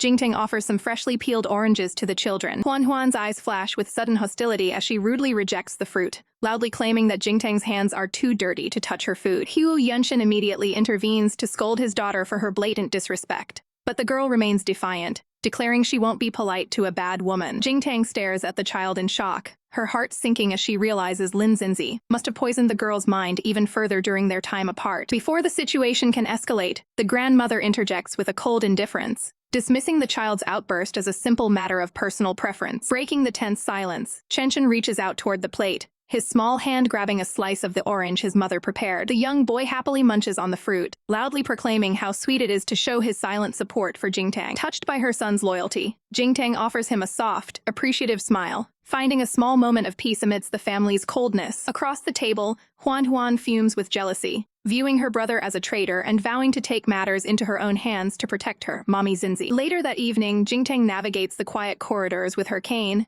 intending to check on the grandmother's health to ensure everything is stable. She is suddenly interrupted when she senses a small presence trailing behind her in the dimly lit hallway. Huan looks up with wide, innocent eyes, putting on a sweet facade as she asks Jingtang to accompany her to the restroom. Overjoyed by this rare moment of vulnerability, Jingtang's face lights up at what she believes is the first step toward a real reconciliation. The girl insists on using the bathroom in her aunt's room, claiming the scent there is much more pleasant than the others. Jingtang hesitates, worried about entering someone else's private quarters without permission, and tries to reason with the child. Playing her role perfectly, Huan feigns a desperate emergency, threatening to run off alone if Jingtang continues to stall. Softening at the girl's apparent distress, Jingtang relents and holds out her hand to guide her daughter down the hall. As their fingers lock, Jingtang feels a surge of genuine affection, marveling at the physical resemblance between herself and the young girl. A warm, hopeful smile spreads across Jingtang's face as she looks down at the child, convinced that their bond is finally beginning to heal. Upon reaching the door, Huan asks Jingtang to wait right outside, maintaining the illusion of a simple bathroom break. Jingtang stands guard by the entrance, her heart full of optimism, as she waits patiently for the girl to finish. Once the door clicks shut, the warmth vanishes from Huan's face, replaced by a cold and calculated look far beyond her years. She moves with purposeful stealth, her small footsteps echoing softly as she approaches the ornate vanity table. With practiced precision, the girl slides open a jewelry drawer and begins sifting through the expensive trinkets hidden inside. Her eyes lock onto a stunning, high-end bracelet, confirming it is indeed the aunt's favorite piece of jewelry. Though a flicker of nervousness crosses her face,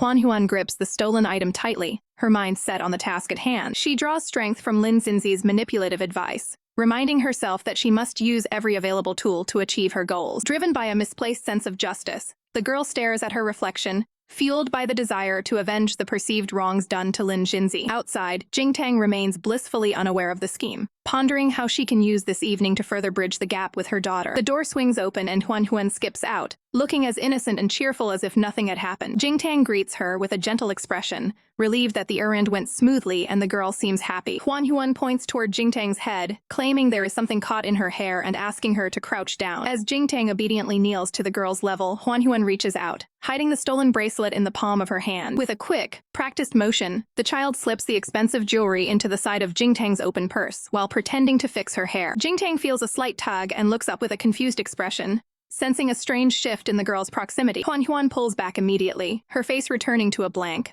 unreadable mask as she announces that the task is finished. As Jingtang looks at her daughter, a sudden chill of realization begins to set in, though she has no idea that she has just been framed for a high-stakes theft by her own flesh and blood. Jingtang looks down with a heavy heart, sensing a dark shift in her daughter's demeanor. Huan stares back, her young eyes filled with a conflict she barely understands. The child recalls Lin Xinzi's manipulative words, fueling a misplaced resentment against her own mother. Determined to carry out her plan, the little girl pulls on Jingtang's arm to lead her away from the scene. Huan stops in her tracks, questioning why Jingtang has suddenly halted. Peering through her tinted glasses, Jingtang studies her daughter's suspicious movements with growing concern. The girl remains confident in her scheme, certain that her mother's lack of sight makes her an easy target. Jingtang's voice is soft but piercing as she asks if her own child truly despises her. The question catches Huan off guard, leaving her momentarily speechless and wide-eyed. A dark shadow falls over the girl's face as she chooses to embrace Lin Xinzi's poisonous influence. Jingtang closes her eyes, the weight of her daughter's coldness feeling like a physical blow. The realization that she is being framed by her own flesh and blood brings a bitter grimace to her face. Without a word of apology, Huan sprints away into the house, leaving Jingtang alone. Jingtang knows a 5-year-old couldn't orchestrate such a calculated trap without a puppet master behind the curtain. Her gaze hardens with a cold fury directed at the woman who corrupted her daughter's innocence. Under the cover of night, The grand Huo mansion looms like a gilded prison. Entering the lavish living room,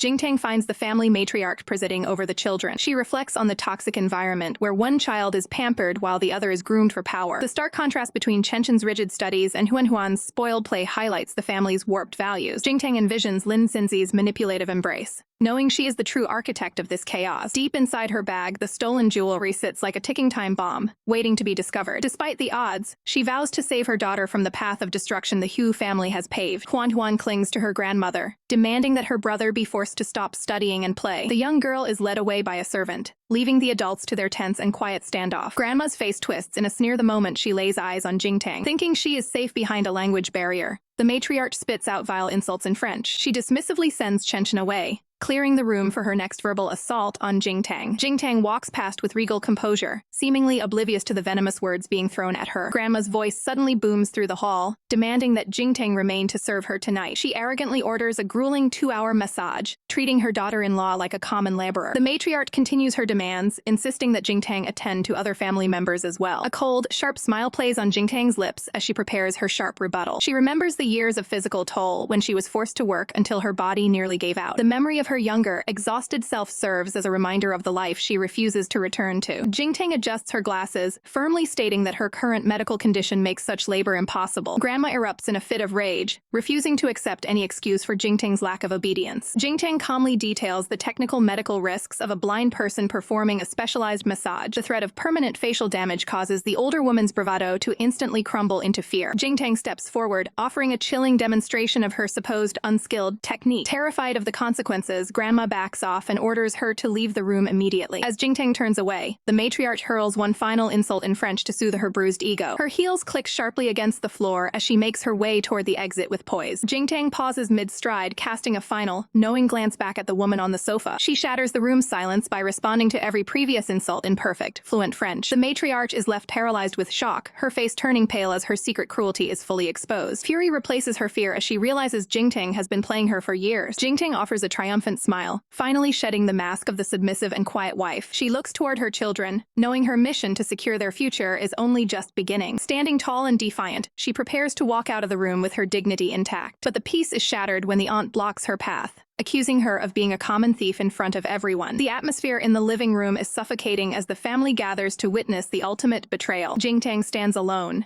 her heart heavy as she silently pleads for her daughter not to cross a line she can never come back from. But Huan, gripped by a fear that isn't her own, clings to her father's leg and seals the lie with a trembling voice. A wave of profound disappointment washes over Jingtang as she listens to her own child spin a web of deceit about stolen jewelry. Yunshen stands frozen, caught between the daughter he loves and the wife he no longer seems to recognize. The aunt watches with a predatory smirk, relishing the moment the girl claims Jingtang forced her to keep a shameful secret. The family's advisor sneers, viewing this as the inevitable result of letting someone from a lowly background into their prestigious home. He recalls how Jingtang's grandfather only managed to secure her place here through his medical services, a debt he believes has long since expired. To him, the memories of Jingtang and Yunshen together were nothing more than a calculated performance by an ambitious outsider. He stares at her with cold elitism, convinced that her fairy-like persona has finally been unmasked. Jingtang meets Yunshen's gaze, her eyes searching for a single shred of the trust they once shared. Yunshen's brow furrows in suspicion, his logical mind struggling to reconcile the woman he knows with the crime of petty theft. He leans down to look Huan in the eye, giving her one final chance to tell the absolute truth. Instead of confessing, Huan erupts into a tantrum of tears,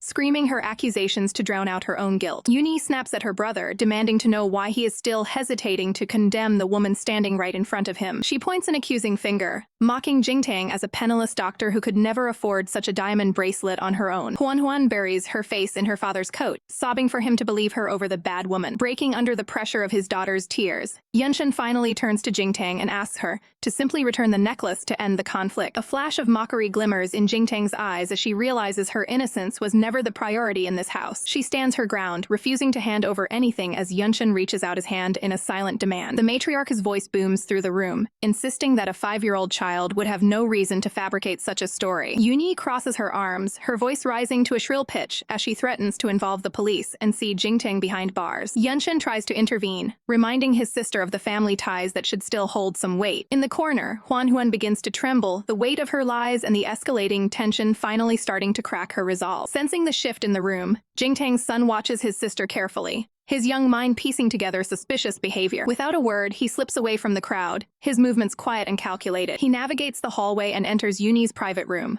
remembering a crucial detail about her secret hobbies. He scans the gaming setup, knowing that a streamer would never work without a way to record their every move. His eyes land on a seemingly innocent teddy bear, spotting the telltale flicker of a camera lens hidden in its eye. He pulls himself up into the oversized chair, his focus entirely on the task at hand. With the precision of a digital native, he begins typing, determined to find the footage that will clear his mother's name. Back in the living room, Uni's insults turn personal, hinting at a scandal that supposedly forced Jingtang into the family. Jingtang's eyes narrow as she demands to know exactly what secrets they are keeping about her marriage. Yunshen's face pales with panic as he shouts at his sister to shut her mouth before she says too much. The shift in his demeanor confirms Jingtang's worst fears. There is a conspiracy deeper than just a stolen bracelet. Fueled by spite, Yuni lunges forward to snatch the bag right out of Jingtang's hand. In a blur of motion, Jingtang swings her bag with clinical precision, delivering a sharp smack directly to Yuni's face. The room falls into a stunned silence as Yuni recoils, clutching her stinging cheek in utter disbelief. The matriarch rushes to her daughter's side, screaming for a medical kit as if a grave injury had been inflicted. She turns her fury on Jingtang, accusing her of an open rebellion against the family's authority. Jingtang simply covers her mouth in a mock apology, claiming her poor vision made her mistake the lunging woman for a stray cat. Enraged, the matriarch signals the domestic staff to move in and forcibly search Jingtang's belongings. Jingtang raises a hand to stop them, her voice calm as she declares she will reveal the contents of the bag herself. She turns her gaze back to the shivering Huan, offering her one final opportunity to be honest. Her fingers grip the edge of the bag, her eyes locked on her daughter as she asks if the girl is truly certain about what happened. Huan stands paralyzed, the truth hanging by a thread as she stares back at her mother with tear-filled eyes. The tension in the room is suffocating as Huan stands caught between the bickering adults, while Yuni nurses her bruised face. The family matriarch erupts, shouting that her precious granddaughter should never feel intimidated by an outsider in her own home. Jingtang refuses to back down, looming over the child and demanding the absolute truth. Despite the pressure, Huan remains stubborn, tearfully insisting that she witnessed the theft with her own eyes. Jingtang's eyes narrow behind her glasses as she decides it's time to teach the young girl a lesson she'll never forget. With a sharp motion, she appends Huan's bag,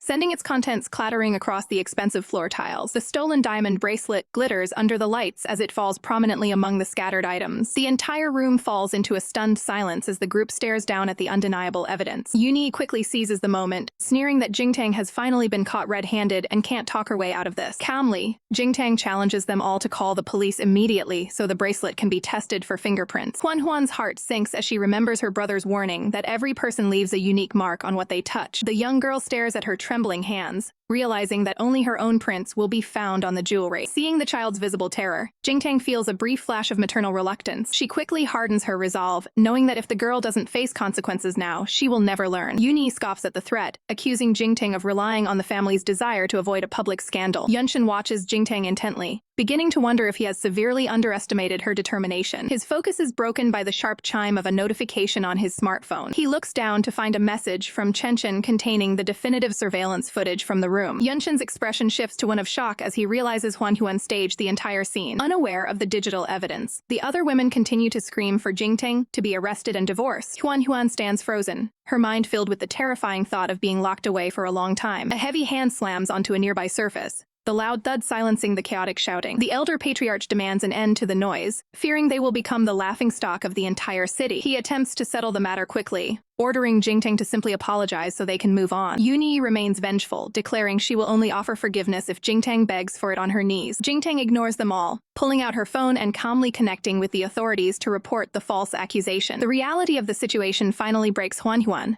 who bursts into a fit of hysterical, terrified tears. Yunshen lunges forward and grabs Jingtang's arm, berating her for causing a scene and traumatizing the child. He pulls the sobbing girl into a protective embrace, choosing to shield her despite knowing the truth of her lies. Jingtang stares at him with cold detachment, seeing clearly that he is prioritizing a cover-up over justice. Yunshen pleads with her to stop the call, claiming the police's presence will be too much for Huan to handle. Yuni continues her verbal assault, warning Jingtang not to push her luck while the family is being lenient. The atmosphere shifts instantly as Aunt Hua, the personal servant to the matriarch, enters the room with a stern presence. Yuni's face pales with confusion, wondering why the most powerful woman in the family is sending protection for Jingtang. Aunt Hua ignores the others and gently takes Jingtang's hands, asking if she requires any professional assistance. Jingtang doesn't hesitate, asking the trusted servant to help her finalize the call to the police. Yunshen steps in to block them, accusing Jingtang of being a cruel mother for insisting on involving the law. Jingtang stands her ground, declaring that she will not allow her name to be slandered by anyone. Huan Huan's dread intensifies as she realizes the police might actually arrive at their doorstep. The elder woman encourages the call, smugly believing that a prison sentence will finally break Jingtang's spirit. The young girl's imagination runs wild with dark visions of being trapped behind iron bars in a cold cell. Overwhelmed by the mental image of losing her family, Huan Huan lets out a piercing scream. She collapses onto the floor in total hysterics,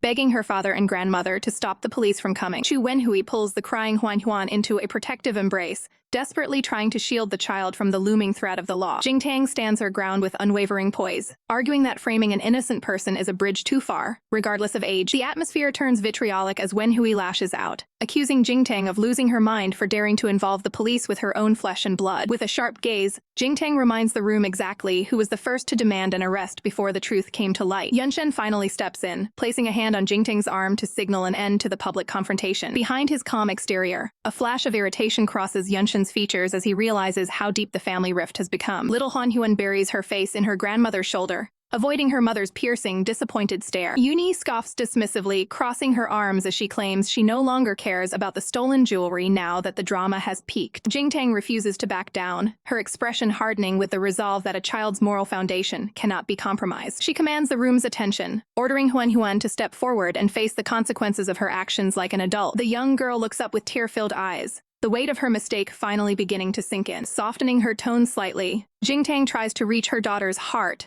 by explaining that admitting a fault is the first step toward growth. For a fleeting moment, Huan Huan wavers, the lessons from her teachers battling with the toxic influence of her grandmother. Wenhui immediately sabotages the moment, cruelly reminding Jingtang that she hasn't been around to raise the girl for a single day. The verbal blow lands heavily, leaving Jingtang momentarily speechless as she grapples with the pain of her lost years. The doors swing open as old Madame Huo arrives, her voice booming through the hall as she commands Wenhui to be silent. Jingtang turns toward the entrance, her eyes widening in surprise at the arrival of her most powerful ally. Wenhui's face pales instantly, knowing she has no defense against the matriarch's formidable presence. Grandma stands tall, fiercely defending Jingtang by reminding everyone of the life-threatening sacrifice she made to bring the hares into the world. High above on the balcony, Chenchen listens in silence, the truth about his mother's past finally reaching his ears. Grandma cuts off Wenhui's excuses with a single, sharp command that leaves no room for further argument. She plants her cane firmly on the floor, asserting her authority to ensure Jingtang receives the respect she deserves. Reaching out, Grandma takes Jingtang's hand in a show of solidarity that sends a clear message to the rest of the family. Sensing the shift in the room, Chenchen takes the initiative and grabs his sister's hand to lead her toward their mother. The two children walk together across the marble floor, a silent pact formed between the siblings. A look of profound relief and pride washes over Jingtang as she sees her son acting with such maturity. Guided by her brother, a hesitant Huan Huan finally stands before Jingtang to face the music. Through choked sobs, the young girl finally whispers the apology that everyone had been waiting for. Jingtang leans down to offer comfort, but the child flinches away, the wall between them still standing tall. Seeking a familiar sanctuary, Huan Huan grabs onto Yunshen's leg and begs to be taken far away from the scene. Yunshen scoops the child into his arms, his gaze lingering on Jingtang with a mixture of pity and distance. He makes his exit with the children in tow,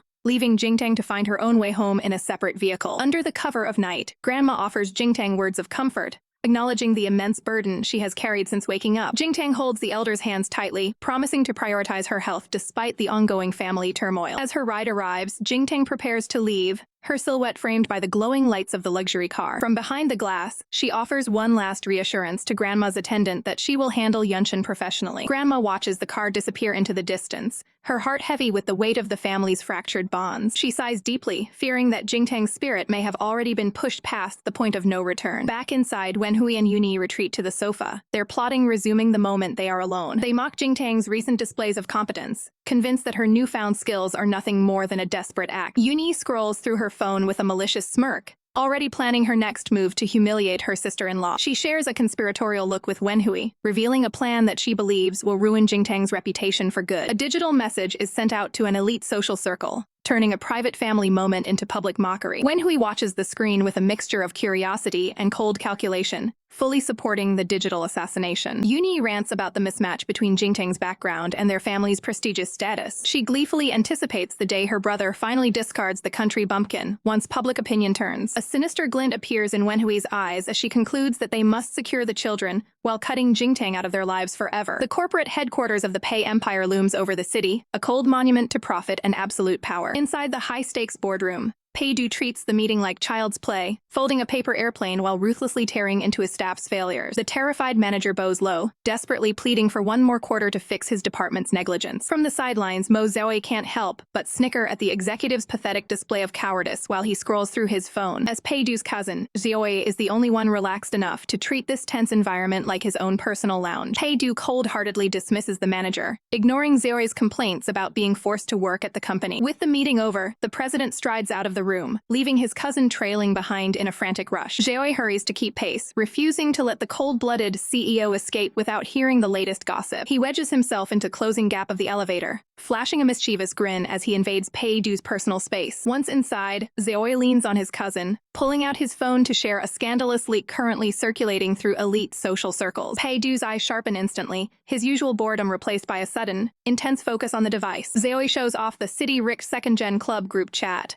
where a viral video is causing a massive stir among the wealthy. The screen displays a degrading thumbnail of Jingtang performing a ritual, framed by a series of mocking and cruel comments. Zoe begins to explain that the woman in the video is none other than Huo Yunshen's sister-in-law Song. Before he can even finish the sentence, Pei-du utters her full name with chilling familiarity. Song Jingtang. Zoe continues to ramble about her humble origins and the tricks she supposedly used to marry into the prestigious Huo family. Sensing the dangerous shift in the atmosphere, Assistant Han delivers a sharp kick to Zoe's shin to force him to shut up. The cousin yelps in pain, completely oblivious to the fact that he has just crossed a very serious line. Without a word, Pei-du reaches out and snatches the phone, his face a mask of cold, unyielding authority. Zoe watches in utter shock as the president ruthlessly deletes the offensive post right in front of his eyes. Before Zoe can even process what happened, Pei-du speeds off in his black car, leaving his cousin stranded on the sidewalk. From the back seat, Pei-du issues a low, dangerous command to his assistant to begin a full investigation into Huo Yunshen. Back at the Huo estate, Jingtang arrives home and immediately spots Yunshen watching her from the shadows of the upper balcony window. She knows she is being tested and steels herself, realizing she must not let him sense that anything is off. Spotting a small stone on the path, she decides to use the environment to her advantage for a bit of stage drama. She feigns a clumsy stumble, crying out as she falls forward to ensure she captures his full attention. Yunshen stands at the entrance, his unreadable gaze lingering on her as he calculates her every move. As she reaches the door, he questions why she didn't have the driver bring her in, playing the role of the attentive husband. They move into the living room together, a heavy silence hanging between them as she asks about the children's whereabouts. He hands her a glass of water, his movements appearing gentle but his intentions remaining entirely hollow. The facade of kindness drops as he begins to lecture her, claiming her behavior today deeply terrified their young daughter. He twists the knife further, telling Jingtang that to her own child, she is nothing more than a total stranger. The word stranger echoes in her mind, triggering a bitter memory of how she was systematically erased from her children's lives. She recalls the cold, sterile environment of the hospital room where her nightmare of alienation first began. In her memory, the children look at her in the hospital bed with confusion and fear rather than the love she craved. She remembers the cruel words of the Huo family, who told the kids that their real mommy didn't want them anymore. Back in the present, Jingtang grips her glass, her eyes hardening as she realizes the depth of the psychological manipulation her children endured. Yunshen snaps her back to reality, asking if she's actually paying attention to his lecture. He then reveals his true motive, informing her that she can return to her position as the R&D manager next week. Suddenly, Jingtang's phone buzzes with a notification, and she catches a glimpse of a secret message from her father-in-law. The text reveals the truth. The family only wants her back to exploit her research for a massive Alzheimer's pharmaceutical deal. Jingtang looks up at her husband, calmly asking whose message was important enough to interrupt their conversation. Yunshen lies without blinking, claiming he's just handling some disgruntled board members on her behalf. He offers a fake smile, privately thinking about how essential her medical expertise is for his next big promotion. Jingtang takes a slow sip of water, deciding to play along with their scheme, while she plans her own reclamation of the medical field. As they sit together, Yunshen's focus is pulled away by another urgent notification on his own device. It is a message from Xinzi,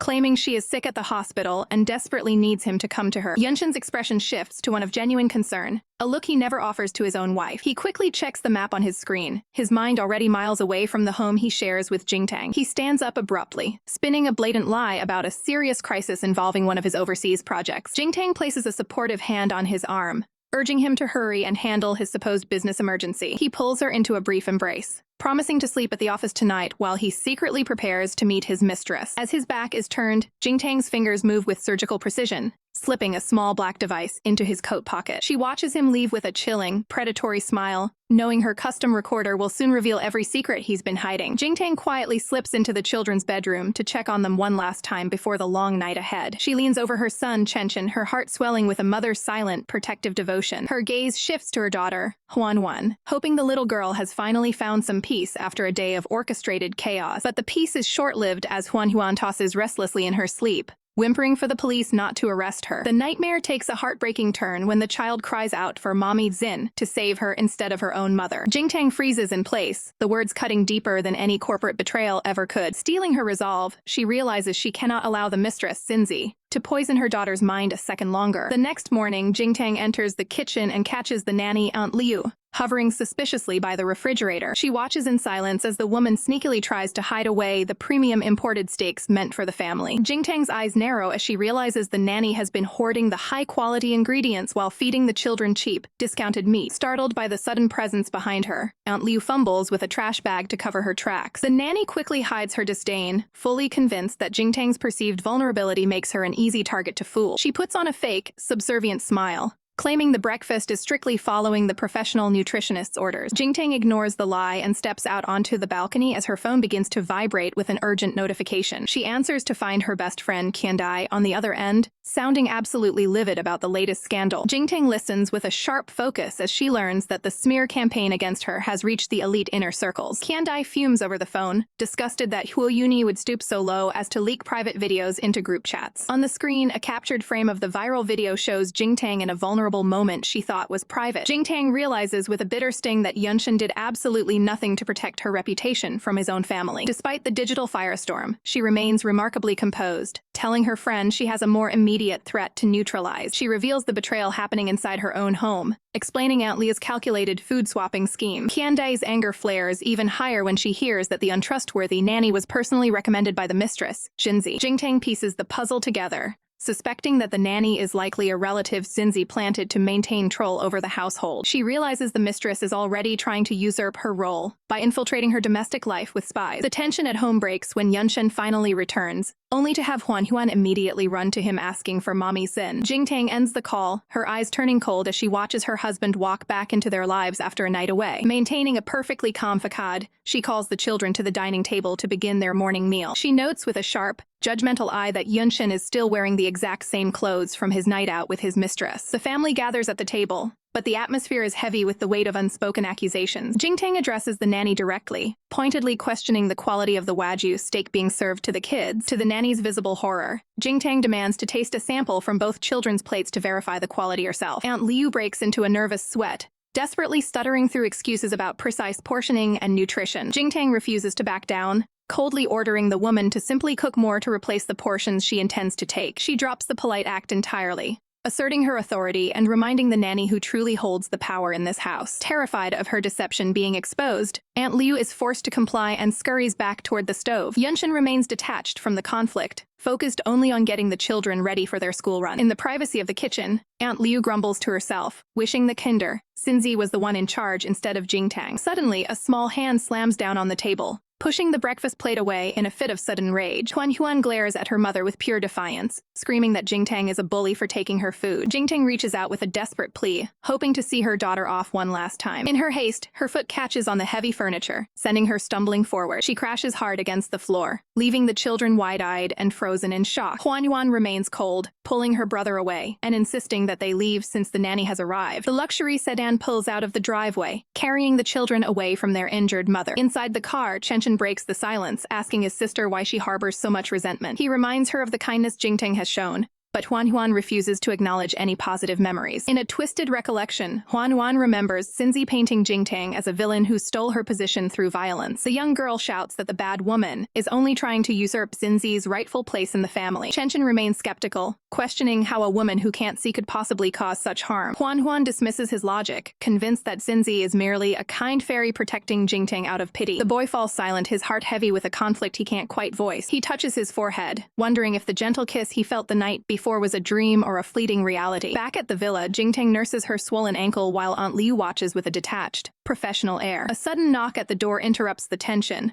prompting Jingtang to order the nanny to see who it is. To their surprise, the Huo family's personal physician, Sun Yanni, enters the room. The doctor adjusts his glasses, explaining that he received an urgent message from young Chen regarding his mother's fall. Jingtang is visibly moved, realizing her son cares for far more than he lets on. After a quick examination, Dr. Sun warns her that she is suffering from severe malnutrition and needs immediate rest. Jingtang offers a polite word of thanks, keeping her composure despite the physical pain. As the doctor departs, he contemplates whether he should fulfill his professional duty by informing Mr. Huo. The call is answered not by the CEO, but by Xinzi, who maintains a calm and collected facade. Dr. Sun hesitates, fully aware of the complicated and deep relationship between the secretary and her boss. He professionally recounts the details of the accident, fulfilling his obligation to report the mistress's injury. Stepping away from the grand entrance, the doctor finishes his report and heads back to his vehicle. The digital screen flickers as the call is transferred, signaling the gravity of the medical update. Yunshen stands in his office, his expression unreadable as he absorbs the news of the domestic accident. Xinzi plays the part of the concerned colleague, feigning shock over Jingtang's sudden fall. Yunshen's frustration boils over as he dismisses his wife's situation as a mere hassle caused by her blindness. Nearby, Huan watches her father's reaction with a mix of curiosity and growing dread. The little girl worries that if Jingtang complains, she will be the one facing her father's stern discipline. At home, Jingtang answers the phone, her voice strained as she acknowledges her husband's call. She admits to the pain, testing Yunshen's empathy by asking him to return home and accompany her. A cold silence follows her request, highlighting the emotional distance between the couple. Yunshen reflects on the past, noting how the old Jingtang would never have bothered him with such trivial complaints. He rubs his face in exhaustion, viewing her newfound vulnerability as nothing more than manipulative melodrama. He flatly refuses to return, citing his busy schedule and the demands of the company. Jingtang quickly shifts gears, laughing it off as a joke to maintain her obedient persona. Relieved by her compliance, Yunshen's tone softens as he praises her for being a considerate wife. Jingtang masks her true intentions behind a smile, playing the long game while her husband remains oblivious. She mentions a plan to meet a world-class ophthalmologist, framing it as a way to return to work sooner. Yunshen's eyes sharpen at the mention of professional productivity, his interest finally piqued. He grants his permission for the outing, satisfied as long as it benefits the company's bottom line. Watching from the sidelines, Huan is relieved to realize that her mother didn't reveal the truth about their morning confrontation. As soon as the call ends, Jingtang stands up, the warmth vanishing from her face as she focuses on the mission ahead. Knowing the nanny is occupied, Jingtang realizes this is her only chance to reclaim the hidden recording device and turn the tables. Jingtang slips into the laundry room, her eyes scanning the racks of clothing for a specific hidden item. Her fingers finally brush against a small, cold object tucked away in a coat pocket. She pulls out a miniature recording device, a sharp glint of anticipation dancing in her eyes as she prepares to uncover the truth. Meanwhile, in the hallway, little Chen approaches Yunshen with a look of deep uncertainty. Yunshen reaches down to pat the boy's head, maintaining the facade of a caring father figure. Chen looks up at him, his voice trembling as he asks why his father treats their biological mother so differently. Suddenly, Xinzi appears in the corridor, carrying a child and acting as if she belongs in the family unit. Yunshen places a hand on Xinzi's shoulder as they walk away together,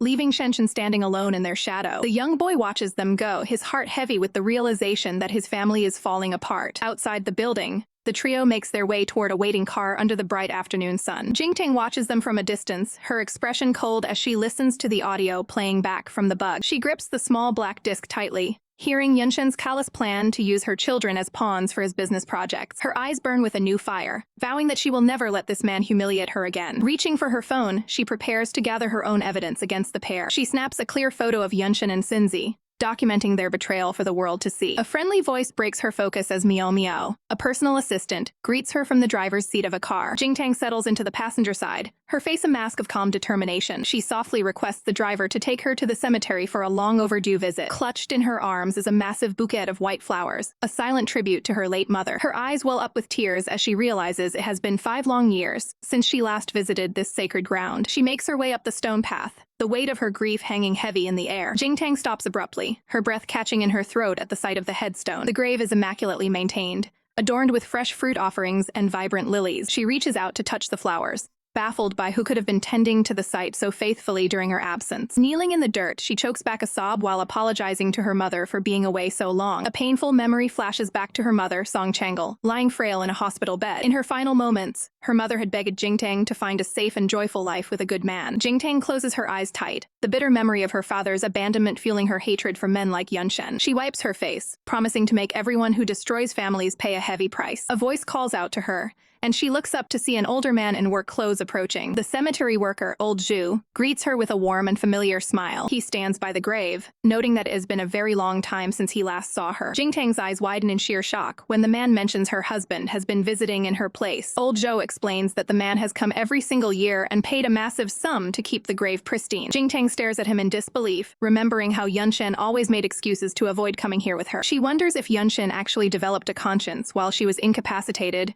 or if something else is at play. Desperate for the truth, she asks the man to confirm if the visitor was indeed Huo Yunshen. Old Zhou pauses, scratching his head as he tries to recall the specific name of the handsome benefactor. Before he can answer, another worker calls out to him, interrupting the critical moment. He offers a quick apology and a polite wave, needing to get back to his duties. Jingtang is left standing alone, the silence of the cemetery offering no answers to her racing thoughts. She eventually turns to leave, her mind a whirlwind of confusion and suspicion. As she walks away, old Zhao suddenly stops, a look of pure realization crossing his face. He points a finger as the memory finally clicks, shouting out that the man's last name wasn't Huo, but Pei. The scene shifts to the elegant Morning Morton building, where a pivotal meeting is about to take place. Disguised in oversized sunglasses, Qiandai peeks through the doorway with a playful greeting for her best friend. Jingtang greets her with a warm smile, grateful for a brief moment of peace amidst the chaos. The two friends share an enthusiastic embrace as Qiandai reveals she's finally landed a major movie audition. They share a lighthearted moment, already joking about the awards Qiandai is destined to win. Turning to more serious business, Qiandai discreetly hands over the miniature surveillance device Jingtang requested. Jingtang examines the camera, determined to catch the treacherous sister Liu in the act of theft. Over a quiet afternoon tea,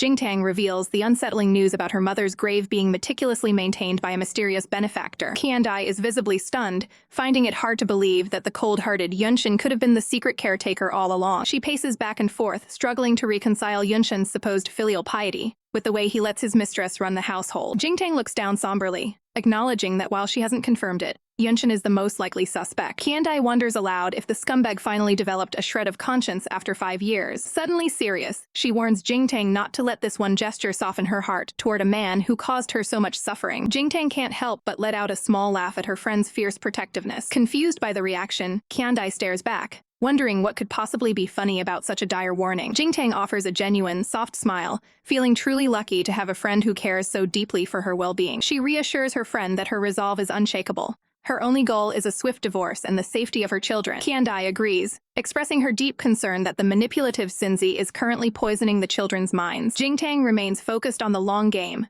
knowing she needs ironclad evidence to secure full custody of Chenchen and Huan. Taking a calm sip of her tea, she prepares herself for the legal battle ahead. Her gaze drifts toward the window, catching sight of the arrogant Huo Yuni arriving at the scene. When Qiandai asks if she's seen someone she knows, Jingtang dismisses the woman as entirely unimportant. She rests her head on her hand, having completely lost interest in the petty dramas of anyone carrying the Huo name. Outside, the frantic Huo Yuni tracks down Zhang Zhao in the hallway, desperate for a word. Zhang Zhao, a high-level collaborator, looks on with professional detachment as Yuni rushes toward him. He turns to face her with a cold expression, demanding to know why she is interrupting his schedule. He flatly informs her that their business collaboration hasn't been misunderstood, it has been permanently canceled. Yuni grabs his arm in a panic, pleading for an explanation after she already leaked the news of their partnership to the press. John pulls away with disgust, reminding her that her illegal attempt to force his hand has backfired spectacularly. Stunned and speechless, Yuni can't comprehend how she managed to offend someone of his stature. John drops a bombshell, revealing that the powerful Mr. Pei personally blacklisted her from any future deals. He pulls out his phone to show her exactly why her character is being called into question. On the screen, the face of Zhang Qiandai appears, the woman Yuni has been targeting. Yuni's eyes widen in realization as she recognizes the woman as Jingtang's closest ally. Without another word, John walks away, leaving Yuni to stew in her own failure in the empty corridor. Her shock quickly turns to a burning rage as she clenches her fists, blaming Jingtang for the collapse of the deal. She convinces herself that Jingtang must have used Qiandai to sabotage her business reputation. Consumed by spite, she storms through the building, already plotting a way to make Jingtang pay. Immediately, she calls her brother to complain that Jingtang has systematically ruined her career prospects. She stops mid-sentence, her eyes narrowing as she spots a familiar figure through the glass. Standing right outside the entrance are the very two women she was just cursing. Unaware of the lurking threat, Jingtang and Qiandai walk together,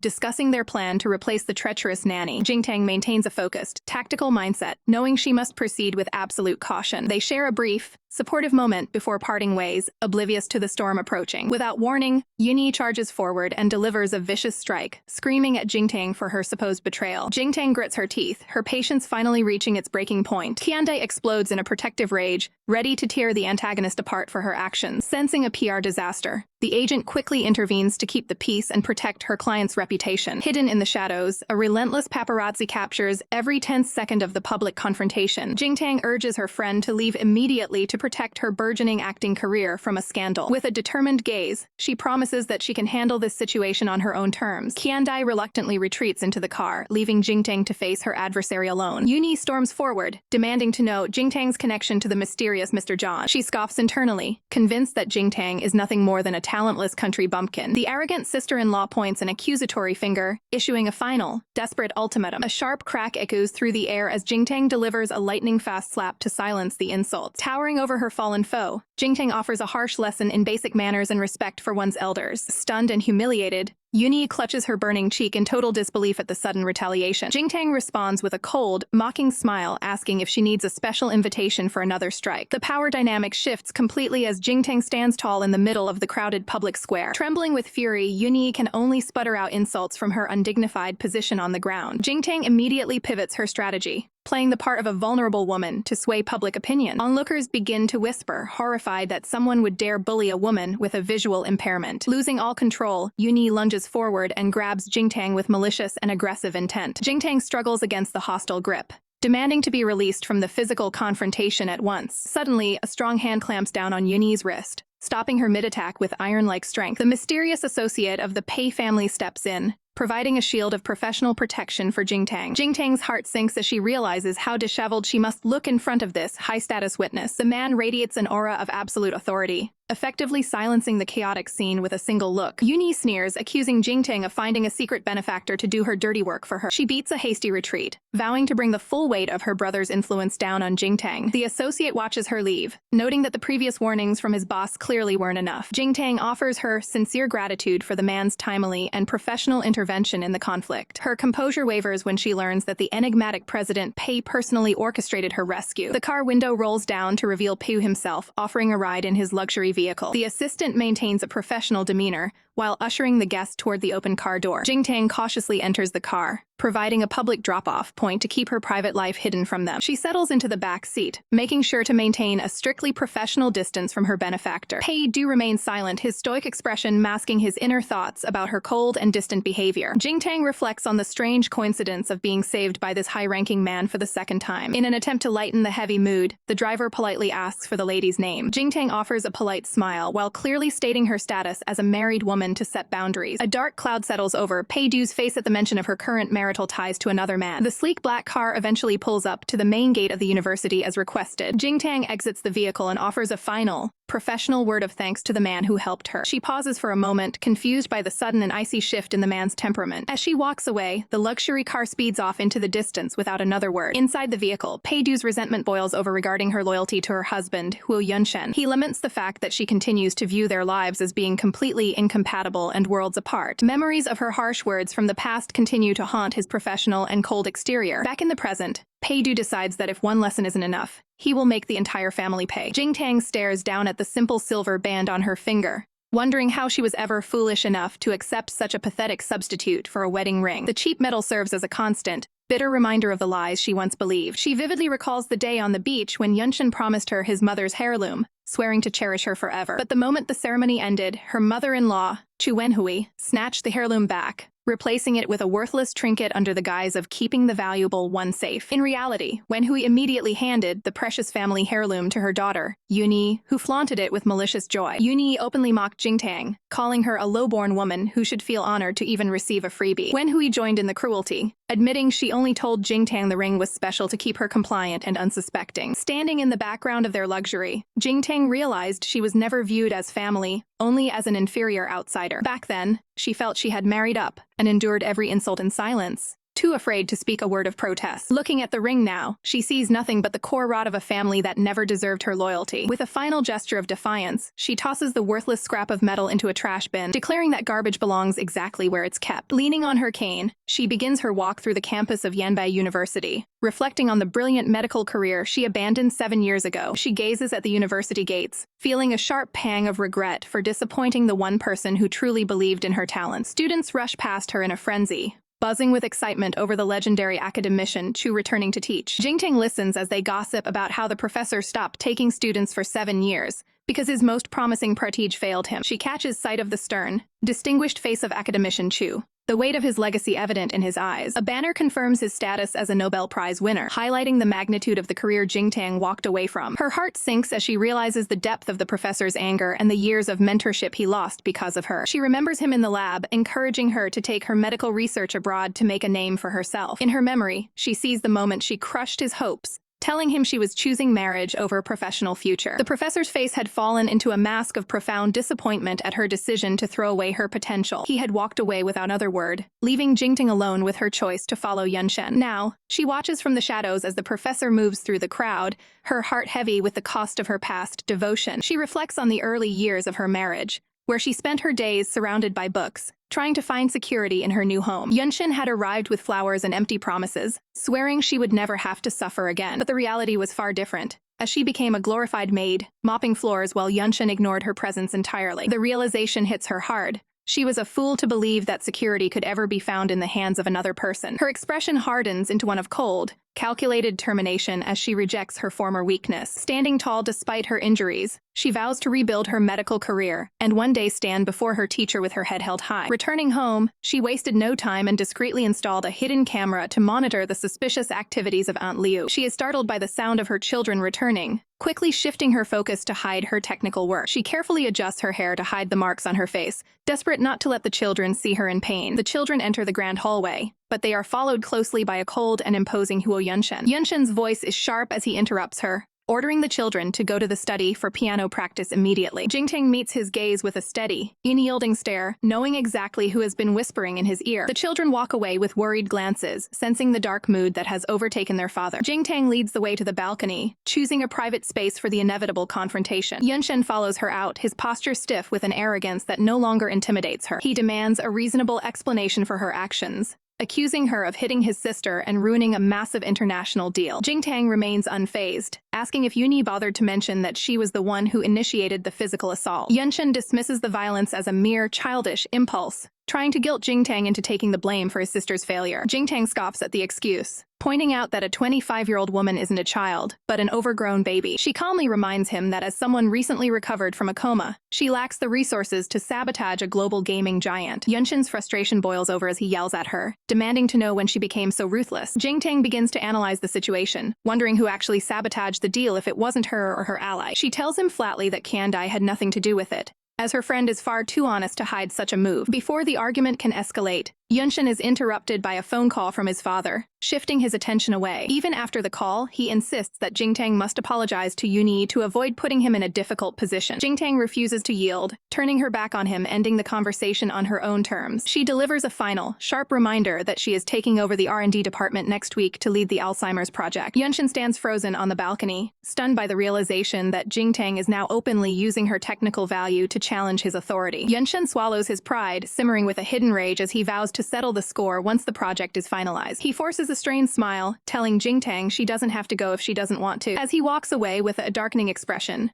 Jingtang watches him go, secretly satisfied that the tables are finally turning. She carries a colorful box of treats, hoping to bridge the gap with those who matter most. Listening to the elegant Mozart sonata from the hallway, she feels a swell of maternal pride at her children's undeniable talent. She steps quietly toward the room, her heart racing with anticipation. However, she freezes in her tracks, stunned by the cold words echoing from within. Inside, Chenchen tries to defend his mother, noting that she often looks quite pitiful despite their sister's harsh labels. Huan snaps back, fueled by the lies she heard Auntie whispering over the phone. Jingtang finally reveals herself, her presence immediately silencing the children as she offers them the snacks she brought. Sensing the heavy atmosphere, she turns to leave, while Chenchen points after her with a thoughtful gaze. Huan quickly pulls her brother back, convinced their mother is just playing a wicked game to win his sympathy. Jingtang realizes with a heavy heart that the Huo family has spent years painting her as the villain in her own children's eyes. She kneels down, meeting Huanhua at eye level to try a different approach. The young girl crosses her arms defiantly, refusing to make this easy for her. Jingtang offers a gentle smile, asking her daughter how she would react if someone at school dared to hit her. Huanhuan doesn't hesitate, throwing a fierce punch into the air to show she would fight back. Jingtang calmly explains that she was simply doing the exact same thing. She reveals the painful truth, explaining that it was actually Auntie who struck her first. The children stare at her in wide-eyed shock, their perception of the victim starting to crumble. Standing tall, Jingtang decides she can no longer let the Huo family drag her name through the mud in front of her kids. She looks at them with unwavering resolve,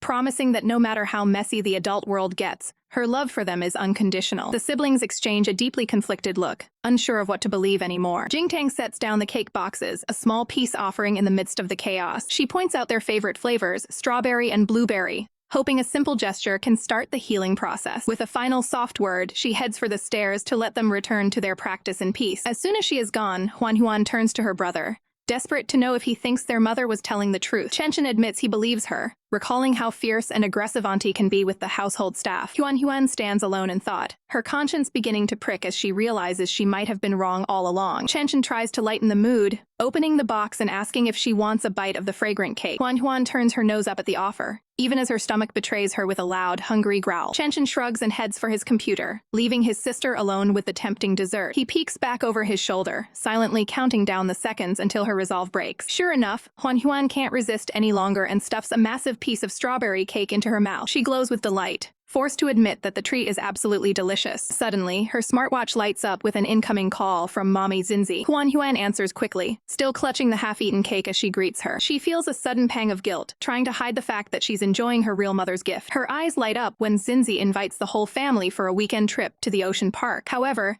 Zinzi immediately begins her manipulation, suggesting that Jingtang will probably forbid the outing. Huanhuan becomes defensive, insisting that she only wants to go with Xinzi. On the other end of the line, Xinzi wears a predatory smile, pretending to be the one stepping back for the real mother. Huanhuan looks down at her cake, torn between her mother's kindness and the poison Xinzi has been feeding her. She decides she can't risk being stopped, resolving to sneak out to the aquarium in secret. Snapping back to the present, she confirms the deal, her mind made up to defy Jingtang's authority. Meanwhile, at the corporate headquarters, a stack of reports is slammed onto a desk in a fit of pure frustration. Yunshen stands before his father, reeling from the news that every major partnership has been cancelled overnight. The elder Huo fumes, realizing that rival factions are likely circling their weakened position like vultures. Yunshen stares ahead with cold intensity, determined to unmask whoever is bold enough to target his family empire. Huo Yunshen stares at his phone in absolute shock, unable to believe the news he's just received. He quickly informs his father that the mysterious entity known as King is the one systematically dismantling their empire. This legendary figure is a financial reaper who reshaped the international markets 5 years ago and once cost the Huos a staggering $300 million. Yunshen desperately asks his assistant if there is any way to negotiate, only to be told the enemy operates completely from the shadows of Country M. Suddenly, a panicked employee bursts into the room, clutching a laptop with trembling hands. He reveals the smoking gun. The IP address responsible for hacking their entire system traces directly back to King's headquarters. A grim realization appears on the screen, noting that a father must often pay the price for his child's reckless mistakes. Elder Huo's face contorts with rage as he realizes someone in his family has invited this catastrophe upon them. Right on cue, the arrogant Huo Yuni stumbles in, complaining about her minor injuries and demanding Jingtang be punished. She shrieks at her brother to finalize the divorce and force Jingtang to kneel and beg for forgiveness. Elder Huo watches her with growing suspicion, wondering if his daughter is the source of their billion-dollar nightmare. Yuni interrupts his thoughts, eager to spill what she thinks is scandalous dirt on Jingtang. She boldly claims that Jingtang has been seeing another man behind the family's back. With total confidence, she insists this wild man is the one who sabotaged her precious business deal with AU International. She smirks while adding fuel to the fire, suggesting Jingtang's lover is seeking petty revenge for a video Yuni posted earlier. Believing she has won, she begs her father to teach the shameless Jingtang a lesson she'll never forget. Instead, Elder Hu towers over her, his eyes flashing with a terrifying, silent fury. He delivers a thunderous slap that sends Yuni spiraling across the room. She collapses against the furniture, clutching her face in total disbelief that her own father would strike her. Her mother rushes to her side, cradling the sobbing girl while screaming for an ambulance. Elder Huo roars that an ambulance is the least of her worries after she just cost the family $1 billion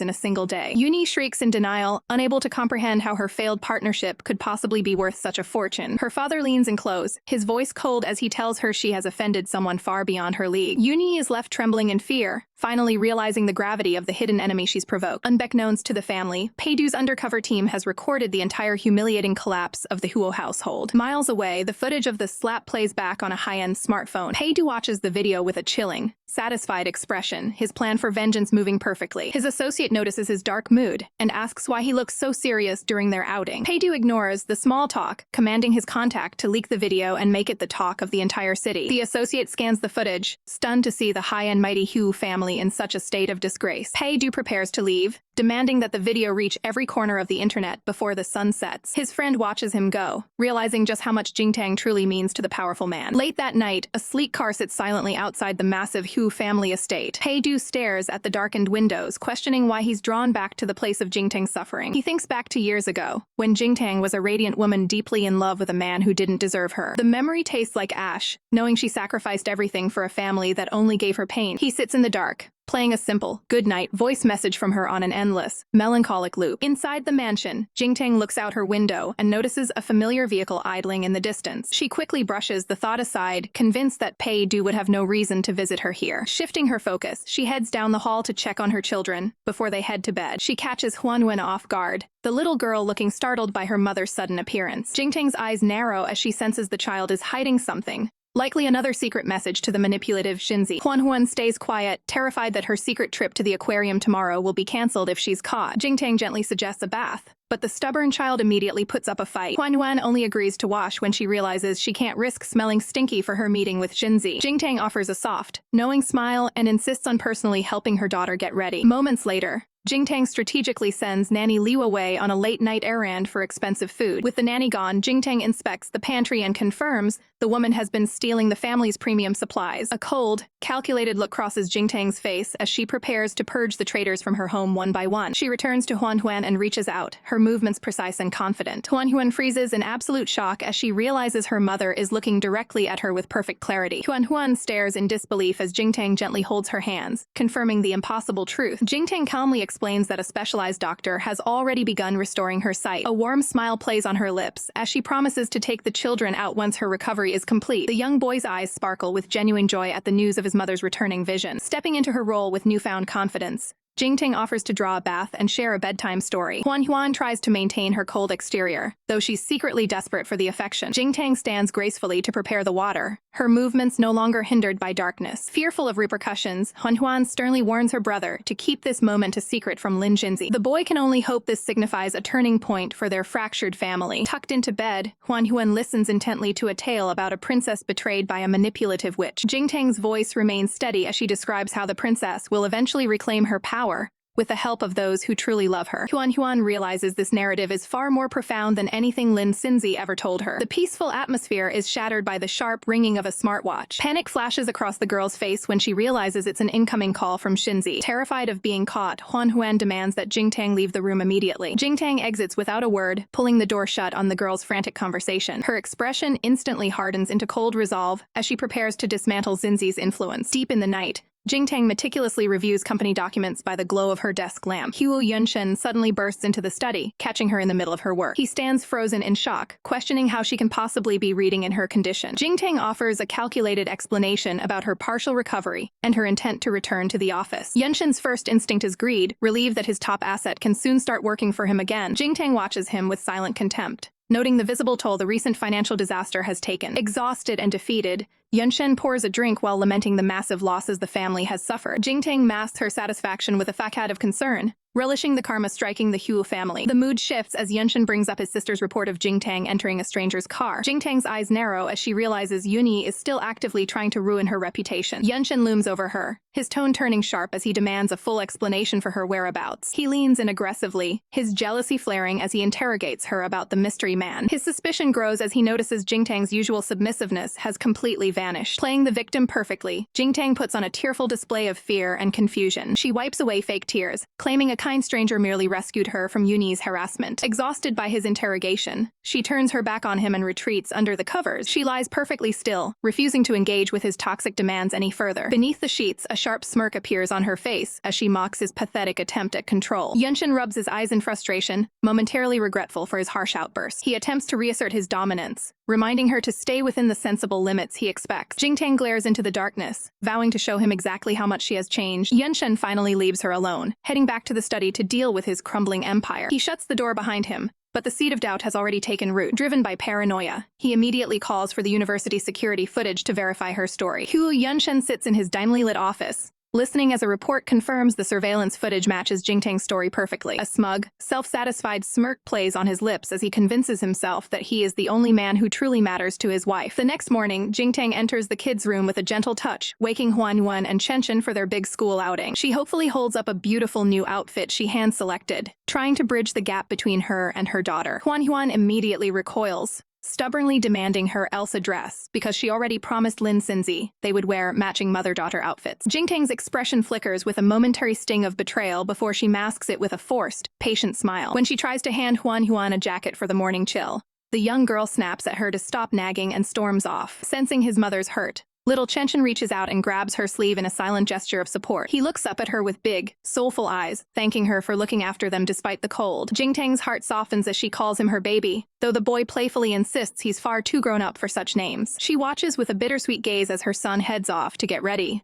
the weight of her fractured family pressing down on her. Jingtang attempts to join them for the activity, but Huan coldly shuts her down, citing a school rule that only one adult can attend. The girl's face is set in a mask of defiance, clearly choosing her loyalty to Xinzi over her own mother. Recognizing that pushing the issue now will only drive them further away, Jingtang maintains her dignity and tells them to have a wonderful time. Downstairs at breakfast, Jingtang plays the role of the dutiful hostess, pouring tea while the family prepares to leave. Yunshen questions the arrangements, but Jingtang simply repeats the lie Huan told her about the school rules. Chen sips his milk in silence, his eyes darting nervously as he realizes his sister is deceiving their mother. The boy's confusion grows as he realizes his father is also lying, hiding the fact that Xinzi is the one actually joining them. Jingtang stands alone in the grand hallway, waving goodbye with a hollow smile as her husband and children leave her behind. Outside, Chen asks if they should be honest about Xinzi's presence, but Yunshen dismisses the idea, wanting to avoid a scene at all costs. Back inside, Nanny Liu approaches with a fake air of diligence, announcing she's heading out to shop for lunch. Jingtang's demeanor shifts to ice as she sips her tea, calmly telling the nanny to pack her things and never return. The nanny's face contorts in outrage, loudly demanding to know what right Jingtang has to fire her. Jingtang simply turns her phone around, displaying hidden camera footage of the nanny systematically stealing high-end ingredients from the kitchen. The nanny freezes, her indignant mask shattering as she stares at the undeniable proof of her theft. Jingtang looms over her with terrifying authority, making it clear she was never as blind or as helpless as the staff assumed. Cornered, the nanny turns vicious, threatening to run to Yunshen and expose that Jingtang has been faking her recovery this whole time. Jingtang doesn't flinch, instead calling out the nanny's secret alliance with Lin Xinzi and her attempts to sabotage the household from within. The woman gasps, her eyes wide with shock that her shadow employer has been discovered. She tries to regain her footing by sneering that Xinzi holds more power in the Huo family's hearts than a wife, like Jingtang ever could. Jingtang stares her down with a chilling, predatory silence that makes the nanny's bravado wither. Slowly, Jingtang reaches for the heavy teapot on the table. In one fluid, humiliating motion, she pours the liquid over the nanny's head, drenching her and her belongings in a show of absolute dominance. The nanny can only gape in stunned horror, her face twisted in a silent scream of fury. Jingtang then slides over a folder containing photos of the nanny's young grandsons,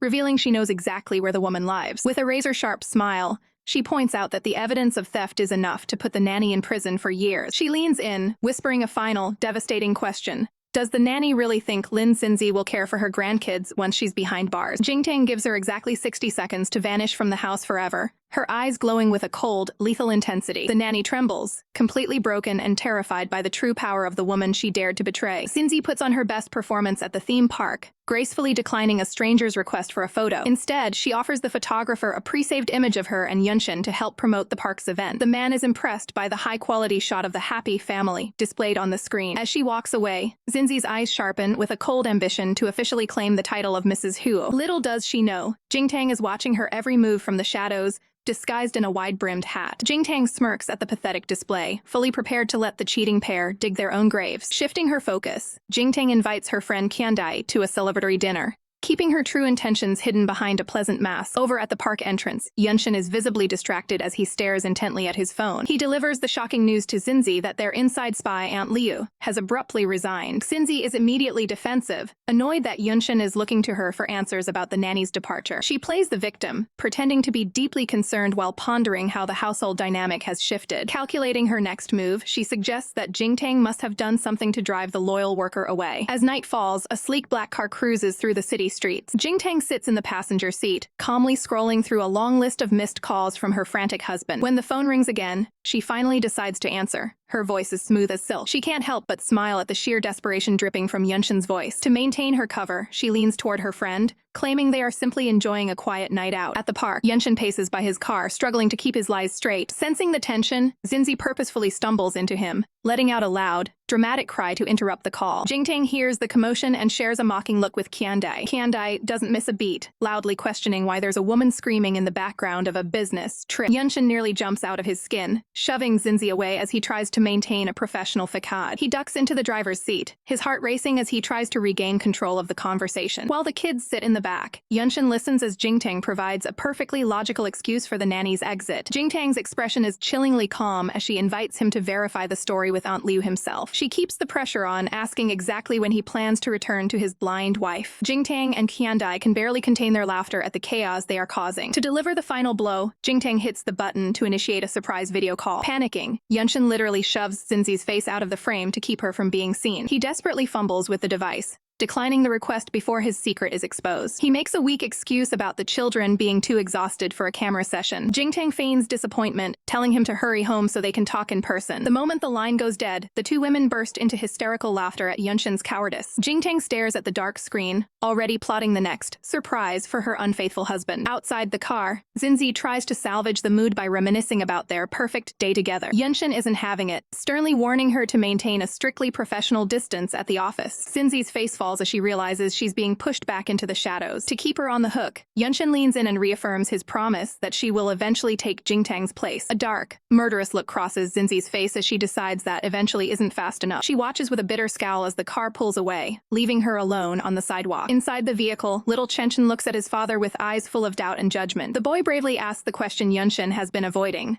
Is he planning to replace their mother? Yunshen explodes in anger, shouting at his son to never speak of such things again. He tries to manipulate the boy, claiming his lies are a mercy because of Jingtang's supposed blindness. He leans over the seat, fiercely demanding that Chenchen keep his mouth shut about their outing with Xinzi. Chenchen turns away in silence. The bond between father and son officially fractured. Yunshen grips the steering wheel with white knuckles, his mind fixed on finishing his project and stripping Jingtang of everything she owns. Xinzi masks her husband's absence with a practiced, polite excuse. She offers a professional photo from her phone to support the park's promotion. The photographer examines the high-quality image of the couple together. Xinzi smirks, mentally plotting to finalize her status as the rightful wife. From the shadows, Jingtang and Qiandai watch the public charade with pure disgust. Jingtang resolves to weaponize her victim status to crush the duo's reputation. The two friends head off to celebrate their successful surveillance with dinner. Yunshen checks his device while maintaining a professional distance from Xinzi. He informs her that Nanny Liu has unexpectedly resigned from her post. Xinzi bristles, annoyed by Yunshen's sudden shift in mood and focus. She suggests Jingtang's difficult personality forced the veteran nanny to quit. Suspicious of the timing, Yunshen prepares to confront Jingtang via phone. A sleek car cuts through traffic as the psychological games intensify. Jingtang watches the incoming call with a cold, triumphant expression. A log of missed calls reveals Yunshen's spiraling anxiety and desperation. She finally answers, her voice a mask of calculated, calm indifference. Jingtang smiles, relishing the sound of her husband's frantic interrogation. She casually mentions her location to keep him guessing about her movements. Yunshen stands by the vehicle, struggling to hide his mounting panic. Xinzi intentionally makes noise near the phone to disrupt the conversation. Jingtang remains unfazed by the obvious attempt at a petty provocation. Qiandai loudly questions the presence of another woman's voice in the background. Yunshen quickly lies, dismissing his companion as a random passerby. He leans against the car, demanding the truth about the nanny's departure. Inside the car, Xinzi listens intently to the unfolding deception. Jingtang dares him to verify the details with the nanny himself. She announces her return and insists on a family video call immediately. Jingtang and Qiandai share a laugh at the trap they've set. The phone screen displays a persistent video request from his wife. Yunshen violently shoves Xinzi's face aside to keep her off camera. He frantically taps the screen to reject the incoming video feed. He fabricates a lie about the children being too tired to talk. Jingtang ends the call with a chillingly sweet command to hurry back. The two women erupt in laughter over Yunshen's visible terror. Jingtang promises a future filled with even more devastating psychological surprises. Xinzi exits the vehicle once they arrive at their destination. She expresses her delight over their successful afternoon spent as a family. Yunshen sternly warns her that their collaboration must remain strictly confidential. Xinzi offers a hollow apology, her eyes flashing with hidden resentment. He reassures her that her ultimate goal is still within reach. Alone, Xinzi decides she must eliminate Jingtang to secure her future. She walks away, leaving the family alone in the luxury car. Chenshin looks at his father with a gaze full of silent judgment. The boy asks if his father intends to replace their mother entirely. Yunshin snaps at the child, demanding he stop asking such questions. He tries to frame his dishonesty as a way to protect Jingtang. Yunshin barks a final order for the boy to maintain total silence. Chenshin turns away, his trust in his father completely shattered. Yunshin realizes he must finalize the divorce before his children turn against him. A high-stakes game of corporate chess begins as Yunshin's phone buzzes with an urgent notification. Navigating through the busy streets, Yunshin's face tightens as he receives a critical update regarding the company's future. On the other end of the line, his father delivers a bombshell about a massive pharmaceutical partnership that could change everything. Yunshin reacts with visible shock, realizing his position as acting general manager is suddenly under threat. He stares ahead with intense focus, knowing he must secure the Sishi Pharma deal at any cost. His father makes it clear in his office.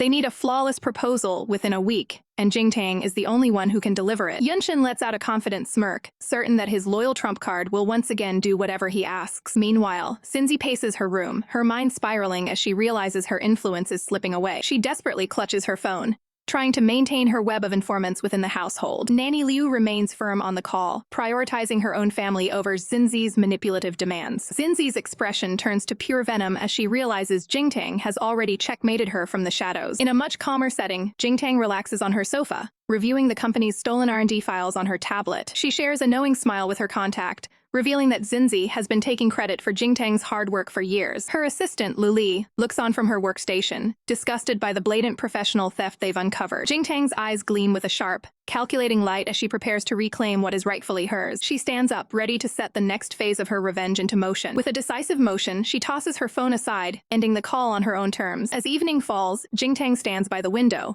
watching the family return home. Yunshin carries one child inside while the other follows, the weight of the day visible on his shoulders. Jingtang greets the young boy with a gentle touch, while Yunshin avoids her gaze and heads upstairs. The exterior of the house stands silent, a stark contrast to the brewing storm of secrets within. Jingtang retreats to the kitchen, focusing her energy on preparing a meal for the children. She maintains a serene, professional demeanor as she works through the recipe. Suddenly, Yunshin approaches from behind, placing his hands on her waist in a rare gesture of support. Jingtang's eyes fly open in shock, her entire body tensing up at his unexpected touch. She lunges away from him, a visceral wave of nausea hitting her like a physical blow. Doubling over the sink, she retches, her body completely rejecting his attempt at closeness. Yunshin watches her with a mixture of concern and growing suspicion. Jingtang quickly masks her disgust, her mind racing to maintain her cover. She turns back to him with a look of feigned weakness, playing the role of the recovering patient. She apologizes, claiming her health has been fragile ever since she woke up from her coma. Yunshin takes her hands, seemingly convinced by her performance of vulnerability. Jingtang gently pulls her hand back,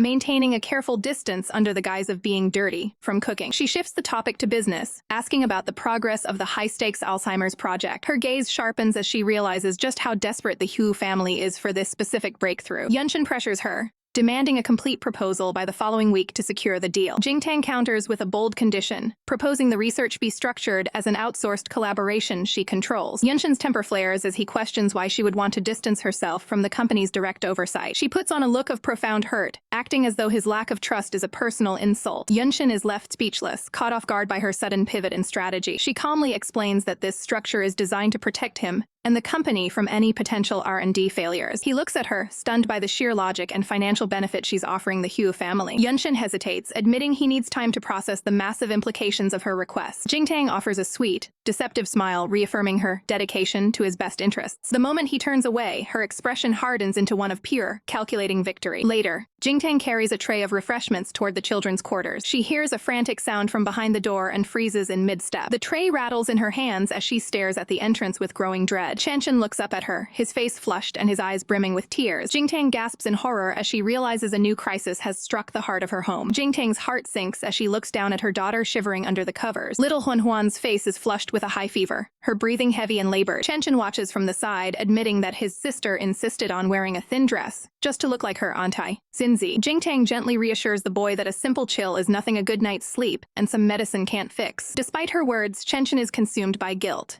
wishing he had been more firm with his sister. Jingtang pulls him close, reminding him that at only 5 years old, he's already an incredibly responsible big brother. The boy is stunned, as his father usually does nothing but criticize his ability to look after her. He collapses into Jingtang's embrace, feeling a sense of security he's never known before. To Chenshin, her arms feel impossibly warm, and her scent is a world away from the heavy perfumes he's used to. Jingtang encourages him to go eat the meal she prepared, promising that she won't leave his sister's side. She gives him a playful wink, confidently declaring that she is a more than capable doctor. Chenshin realizes then that everything Jinzi told him about his mother being a useless housewife was a total lie. As she watches over the sick child, Jingtang realizes that the adults in this house haven't been looking out for these kids at all. She leans down to kiss her daughter's forehead, whispering that she's right here for her. Her smile is soft and genuine as she tells the little girl to drift into a peaceful sleep. In her feverish haze, Huo Yunshen lets out a soft, subconscious mumble calling for a mommy. The word hits Jingtang like a physical blow, leaving her moved to tears by the child's recognition. She refuses to leave, maintaining a constant vigil as the medicine begins to do its work. With steady hands, she carefully administers the next dose to make sure the fever stays down. Hour after hour passes while Jingtang remains the ever-watchful guardian at the bedside. 2 hours later, exhaustion finally wins out as Jingtang slumps over the edge of the bed. Huanhuan's eyes flutter open, her mind racing as she realizes someone stayed with her through the night. She stares at the sleeping woman, overwhelmed by the realization that Jingtang truly cares for her. Jingtang jolts awake the second she hears a movement, her maternal instincts on high alert. Seeing her daughter struggling to stay calm, she immediately reaches out to offer comfort. Jingtang begins to sing a low, melodic lullaby, just like the one her own mother used to sing. Huanhuan listens intently, noting how vastly different this experience is from her life with her heart mommy. She realizes that she's never felt this kind of tenderness or heard a song like this before. The little girl clutches the blanket tight, tentatively calling out to her mother in the dark. A small smile forms on her face as she decides that having Jingtang as a mother might actually be wonderful. Chenshin returns with a blanket of his own, witnessing the deep bond forming between them. Jingtang wakes with a start as the boy tries to keep her warm, her eyes wide with surprise. Chenshin insists on staying up to help, worried that his sister might get scared if it starts to rain. Jingtang ruffles his hair, but her heart aches at how much weight this 5-year-old carries. Chenshin is confused, unable to understand why his sensible nature is making his mother cry. She wipes her eyes, wishing he didn't have to be so mature and could just be a carefree child. Jingtang pulls both of her children into the bed, creating a safe haven for them all. She holds them tight and makes a silent vow that she will never let them go again. By 3 a.m., the crisis has passed, and Jingtang finally steps out of the room with a sigh of relief. A notification lights up her phone, showing a new friend request from an account named Zidu. She recalls her friend's promise to add her from a personal account for their future plans. With a quick tap, she accepts the request, sealing their new line of communication. She sends a quick message to confirm she's heading to sleep, finally letting the stress of the day go. The following morning, the household is greeted by the arrival of a professional new housekeeper. Aunt Tao has a full breakfast waiting for the family,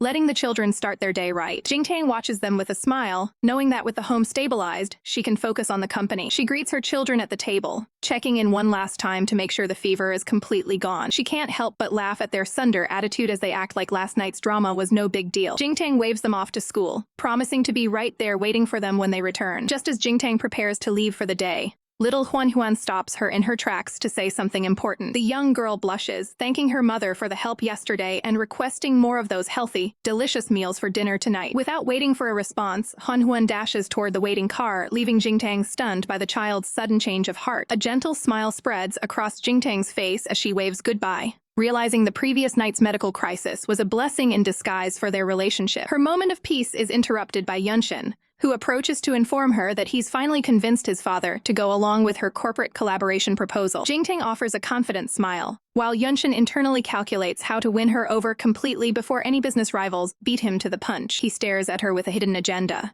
convinced that her supposed devotion to him makes her an easy pawn to control for his own gain. Jingtang meets his gaze with a cryptic promise, telling him she's going to give him a surprise he'll never forget during their time at the office. The next morning, the two arrive at the Yunshen Group headquarters, projecting the image of a perfectly unified and professional power couple. Assistant Jiang greets them warmly at the entrance, noting how wonderful it is to see the husband and wife team working side by side again. Jingtang immediately shuts down the personal talk, firmly instructing him to address her only as manager Song during official work hours. She turns to Yunshen, briskly announcing that she's heading straight to the R&D department to begin technical preparations for the project proposal. Yunshen watches her walk away, smugly believing that her renewed dedication to the company is all a desperate attempt to please him. Jingtang moves through the lobby with focused purpose, completely ignoring the presence of Lin Xinzi, who is lurking nearby with her usual theatrics. Seizing a moment of privacy, Xinzi leans in close to Yunshen to whisper a secret that clearly catches the president off guard. When Jingtang finally arrives at the R&D department,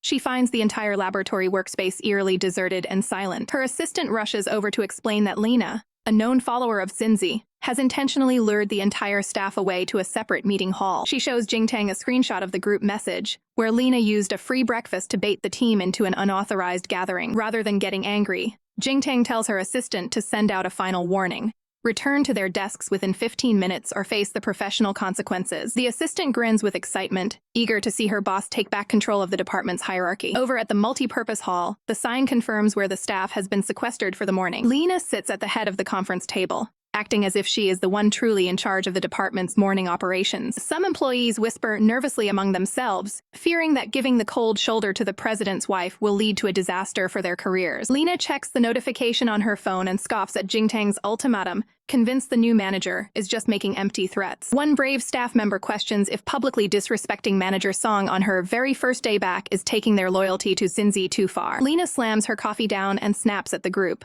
aggressively reminding everyone of how much Xinzi has supposedly done for them over the years. The rest of the staff remains divided and anxious, terrified of the potential fallout if Jingtang decides to report their absence to the board. Lena smirks at her screen, ready to drop a bombshell that she believes will shatter Jingtang's authority once and for all. She signals for everyone's attention, claiming that Jingtang's status as the president's wife is nearing its expiration date and shouldn't be feared. She displays a viral photo of Yunshen and Xinzi together at a park, framing the personal outing as proof of an impending divorce. Lena doubles down on the gossip, insisting that the president has been planning to finalize the legal paperwork for a while now. Swayed by the evidence, the staff begins to believe the rumor that Xinzi is the one they truly need to impress to keep their jobs. Feeling triumphant, Lena calls the meeting back to order, certain she has successfully neutralized Jingtang's influence over the lab. 30 minutes later, the team finally heads back to the lab, fully expecting to find a defeated and humiliated manager waiting for them. Lena walks with a spring in her step, smugly imagining Jingtang hiding in her office and crying over her loss of power. The mood shifts to confusion when the first staff member finds themselves unable to enter, as the biometric scanner refuses to recognize their credentials. Lena pushes forward to try her own ID,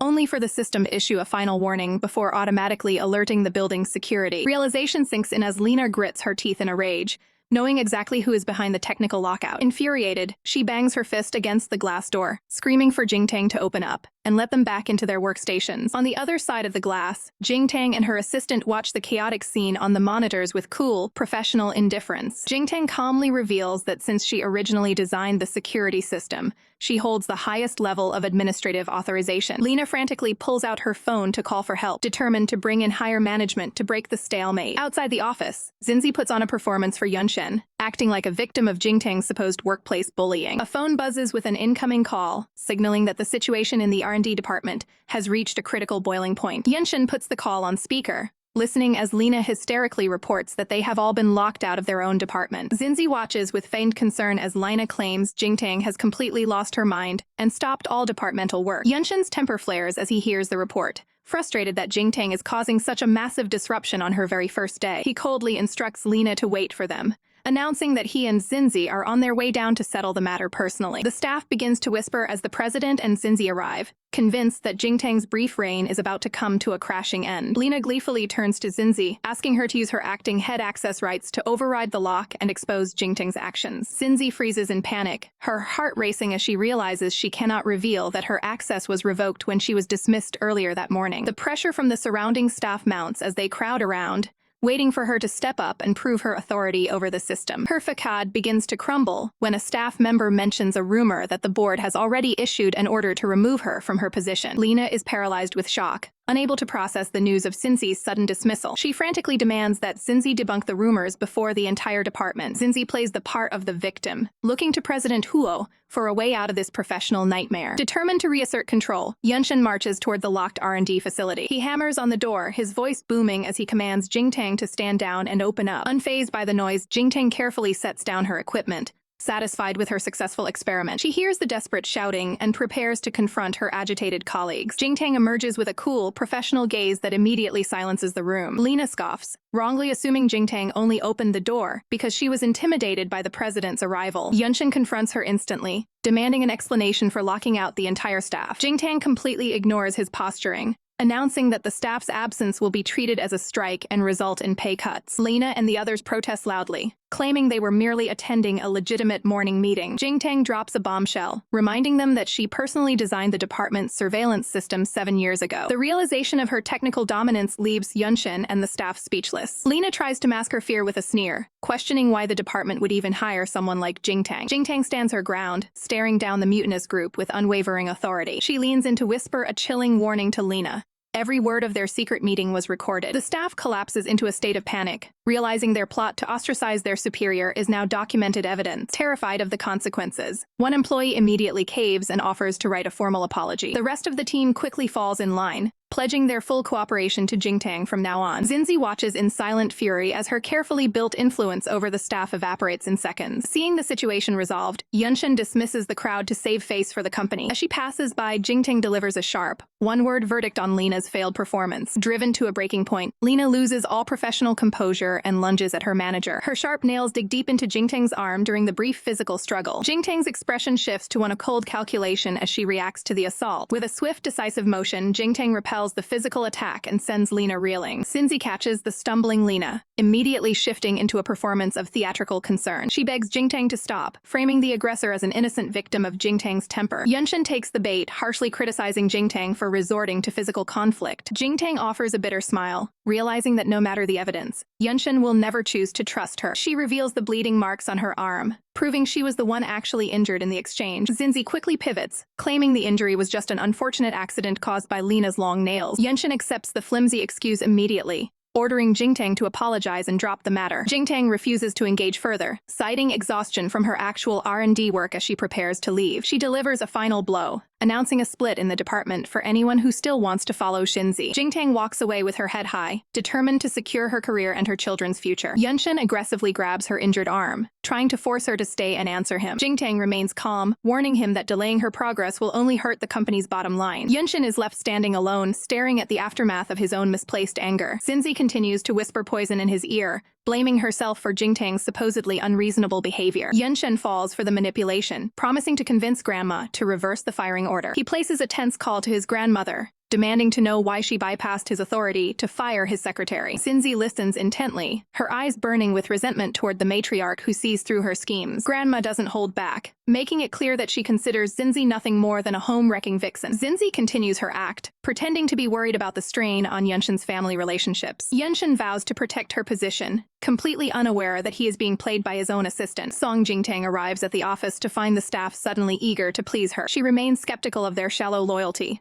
knowing she needs to build a team she can actually trust. A message from Yunshen flashes on her phone, summoning her to the family mansion for dinner. Despite the tension, she decides she cannot refuse for the sake of the two children. The scene shifts to the grand family estate, where the weight of expectation hangs heavy in the air. Inside, Grandma is delighted by little Huan's dancing as Jingtang makes her entrance. Jingtang is immediately met with the cold, judgmental stares of her mother-in-law and the children. She realizes instantly that Xinzi has already poisoned Huan's mind with a twisted version of the day's events. The entire family is gathered in the parlor, creating an atmosphere thick with unspoken resentment. Her father-in-law focuses on the professional side, asking for a status update on the critical Alzheimer's project. He beams with genuine pride as Jingtang provides a confident and highly technical report. However, her mother-in-law interrupts the professional talk, demanding Jingtang drop everything to rub her aching feet. Jingtang stands her ground, explaining that the project is in a critical phase and her time is far too valuable for menial tasks. Enraged by the defiance, the older woman screams that Jingtang should just quit if she can't handle being a traditional wife. Jingtang remains unfazed, suggesting that if the task is so important, someone else should be found to do it. Her father-in-law finally loses his patience, scolding his wife for prioritizing a foot rub over the company's most vital project. Jingtang looks on with a hollow expression, realizing the family only values her as a tool or a servant. Tired of the bickering, she decides to head upstairs to check on Chenchen instead. Behind her back, her sister-in-law spits out insults, calling Jingtang a bitch for not acting like a submissive maid. She enters Chenchen's room and finds the young boy intensely focused on a complex problem on his laptop. Jingtang approaches with a gentle smile, offering her technical expertise to help him overcome the hurdle. She takes over the keyboard, showcasing the advanced IT skills she mastered while developing security systems years ago. Chenchen's eyes sparkle with genuine awe as he watches her solve the digital puzzle with ease. She offers him a warm, encouraging smile, finally making a real connection with her son through their shared talent. Suddenly, Huan appears in the doorway clutching a snack, her face twisted with suspicion and anger. Jingtang turns toward the girl, sensing the deep-seated confusion the child is struggling with. Huan demands to know why Jingtang was so cruel as to fire Mommy Xinzi. Jingtang tries to explain that adult matters are complicated, but the child refuses to listen to reason. Screaming that Jingtang is a bad person, Huan flees the room in a fit of tears. Chenchen reveals the truth, noting that Huan secretly liked the food Jingtang made, despite her outward hostility. A soft, appreciative smile crosses Jingtang's face, grateful for this small moment of comfort from her son. As she leaves the room, Yunshen intercepts her in the hallway, demanding a private conversation. Jingtang keeps her distance, insisting that if he has something to say, he should say it right there. They move their tense discussion to the seclusion of the garden pavilion. Yunshen shamelessly asks her to lie to Grandma and clear Xinzi's reputation by taking the blame for the misunderstanding. Jingtang scoffs at the request, refusing to defend a woman who tried to dismantle her life and family. Yunshen defends his secretary, claiming she was the one who supported him during the years Jingtang was absent. The text box reveals the painful truth. Jingtang wasn't just absent, she was in a vegetative state due to a difficult childbirth. She looks at him with a chillingly calm expression, masking the internal trauma of those lost 5 years. Jingtang realizes that in Yunshen's eyes, her suffering was merely an inconvenience he had to manage. She cuts him off mid-sentence, making it clear she won't utter a single word to help Xinzi. Her gaze is cold and unwavering as she tells him he can do what he wants, but she will not interfere. Yunshen calls her spiteful, unable to see the damage his own bias has caused. Their argument is cut short when they realize Huan Yuan has been eavesdropping from behind a pillar. The young girl stands there trembling, her face wet with tears of confusion and misplaced loyalty. Jingtang reaches out to her daughter, but the girl recoils in total rejection. Huan Yuan screams that she hates Jingtang for being a bully,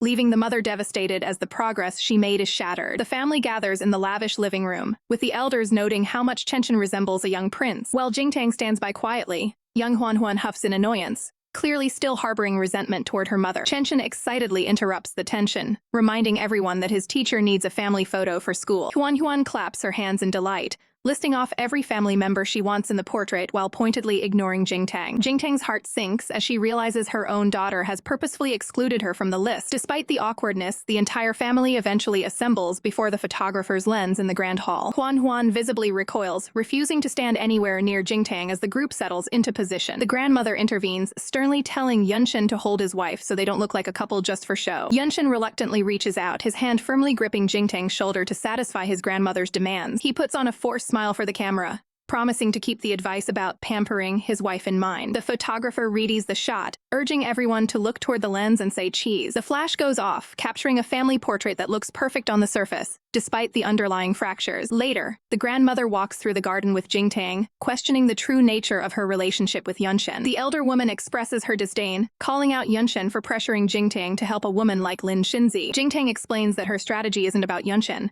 but about letting Huan Yuan see Xinzi's true colors for herself. Feeling reassured by her granddaughter-in-law's resolve, the grandmother pledges her full support to Jingtang. As they reach the door, the grandmother bids Jingtang a warm farewell, promising to look after the children. Once Jingtang leaves, the grandmother's expression hardens as she orders a full background check on Lin Xinzi. Jingtang's car pulls away from the estate, heading back toward the city as the day winds down. In the back seat, Chenshin proudly shows off his tablet, crediting Amazing Person for teaching him new skills. Jingtang watches him with a soft smile, realizing that demonstrating her own technical abilities is the best way to earn his respect. Night falls over the city as the lights of Jingtang's apartment glow against the dark sky. Inside, Yunshen informs Jingtang that he'll be working late in the study to avoid disturbing her rest. He maintains a professional tone, promising to grant her leave once the Huaxi Pharma project is finalized. He reaches out to brush a stray hair from her face, a gesture Jingtang receives with a neutral, detached expression. Yunshen expresses his relief that the grandmother won't be interfering with the company's affairs anymore. Jingtang coldly makes it clear that her actions weren't for his benefit before heading toward her meeting. Left alone, Yunshen's phone buzzes with an urgent notification that demands his immediate attention. A scandalous photo of him and Lin Xinzi at Ocean Park has gone viral, sparking rumors of a secret family. Panicked, Yunshen barks orders into the phone to have the trending search scrubbed immediately. He stares at the screen with intensity, wondering if Lin Xinzi is actually trying to sabotage his reputation. Meanwhile, Jingtang begins her video call with the renowned neurology expert, Professor Yi. Professor Yi listens intently, then suggests that Jingtang should reconcile with her former mentor, Old Man Chu. Jingtang hesitates, feeling that her past choices might have burned that bridge forever. Professor Yi reminds her of how much she was valued, recounting how Chu once fought to keep her on his team. Jingtang looks down, the weight of her sentimental past clearly weighing on her heart. Yi points out that Jingtang's rival, Pei Du, has managed to stay in Chu's good graces through sheer persistence. Jingtang's eyes widen at the mention of the name Pei Du, a person from her past she hasn't heard of in years. The professor notes that if Pei Du hadn't dropped out, the competition between them would have been legendary. Jingtang asks if Pei Du is still in contact with their old professor after all this time. Yi laughs, explaining that Pei Du left without a diploma but still visits Chu with arms full of gifts. She describes how Pei Du once delivered 2 massive stone lions to Chu's front door as a bold gesture of respect. Jingtang can't help but chuckle, finding the bold gesture to be exactly like the man she remembers. However, the professor mentions a strange detail.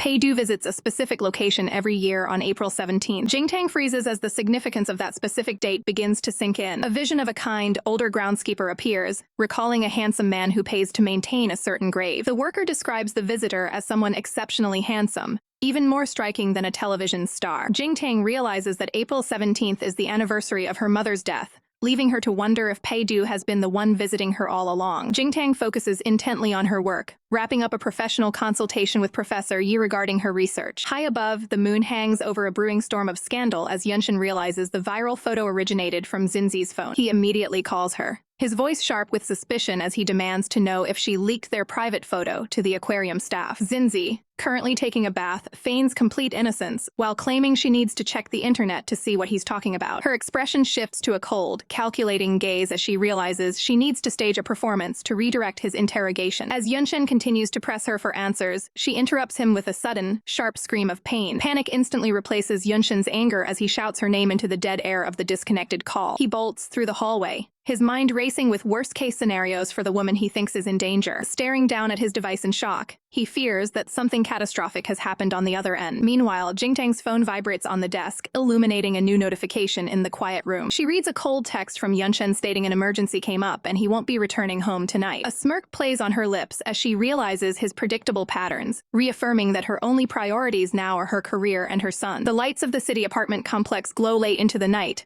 while the drama shifts to a different location. Yunshen arrives at Xinzi's place and carries her to her bed, his face etched with genuine concern for her well-being. She looks up at him with a fragile expression, while he explains that she simply fainted from a combination of low blood sugar and stress. Xinzi begins her scripted apology, spinning a lie about a staff member who supposedly borrowed her phone to steal the photos. She tearfully insists that she clarified they weren't a couple, and offers to post a public video to fix the PR nightmare. Falling for the act, Yunshen silences her worries and rewards her by appointing her as the new manager of R&D Department 2. Xinzi embraces him, hiding her triumphant smile, while she mentions her plan to start a new drug development project. She professionally notes that her research will require the specialized equipment currently housed in Jingtang's laboratory. Yunshen, completely manipulated, promises his full support and gives her the green light to take whatever she needs. As he looks away, Xinzi's eyes turn predatory, silently vowing to use this opportunity to kick Jingtang out of the company forever. The next morning, the corporate headquarters stands as the stage for a hostile department takeover. Inside the lab, Jingtang's assistants are in a heated standoff with intruders who are trying to dismantle their vital research setup. A smug researcher from Department 2 ignores their pleas,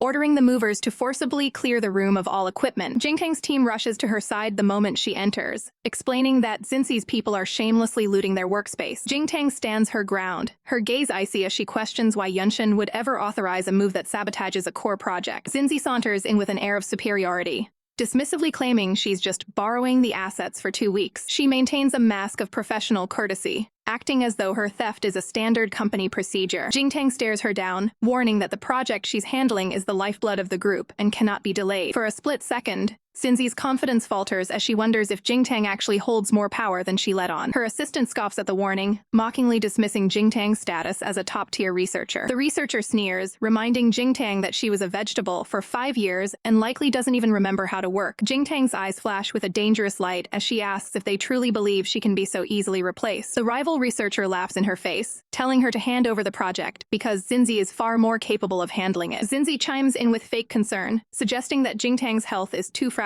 to manage such a heavy workload. When Xinzi tries to reach for the project files, Jingtang snaps and delivers a powerful slap that echoes through the lab. Xinzi is sent reeling, her hand flying to her face in utter shock at the physical confrontation. Yunshen suddenly appears and rushes to Xinzi's side, shielding her while glaring at Jingtang with pure rage. He loses his temper, shouting at Jingtang to apologize to Xinzi immediately for her unprovoked violence. Jingtang remains unfazed, pulling out her phone to play back the recording of the staff's vile insults against her. Yunshen freezes as he hears the blatant disrespect his own employees showed toward his wife on the recording. Jingtang turns her back on the chaos, coldly stating that if the company views her as a burden, she has no reason to continue her work. She begins to walk out of the lab, leaving Yunshen reaching out as the gravity of losing his lead researcher finally hits him. Xinzi watches with gritted teeth, realizing that Jingtang's departure might actually ruin the company she wants to rule. Yunshen tries to grab her arm, desperately backpedaling and claiming the entire situation was just a misunderstanding. Xinzi tries to regain control, whispering for him to just let Jingtang leave so she can take over the project herself. A satisfied, hidden smile touches Jingtang's face as she realizes her trap has successfully snared both of them. Losing his patience with the manipulation, Yunshen turns and screams at Xinzi to shut up. Xinzi stands in stunned silence as Yunshen ignores her to chase after Jingtang,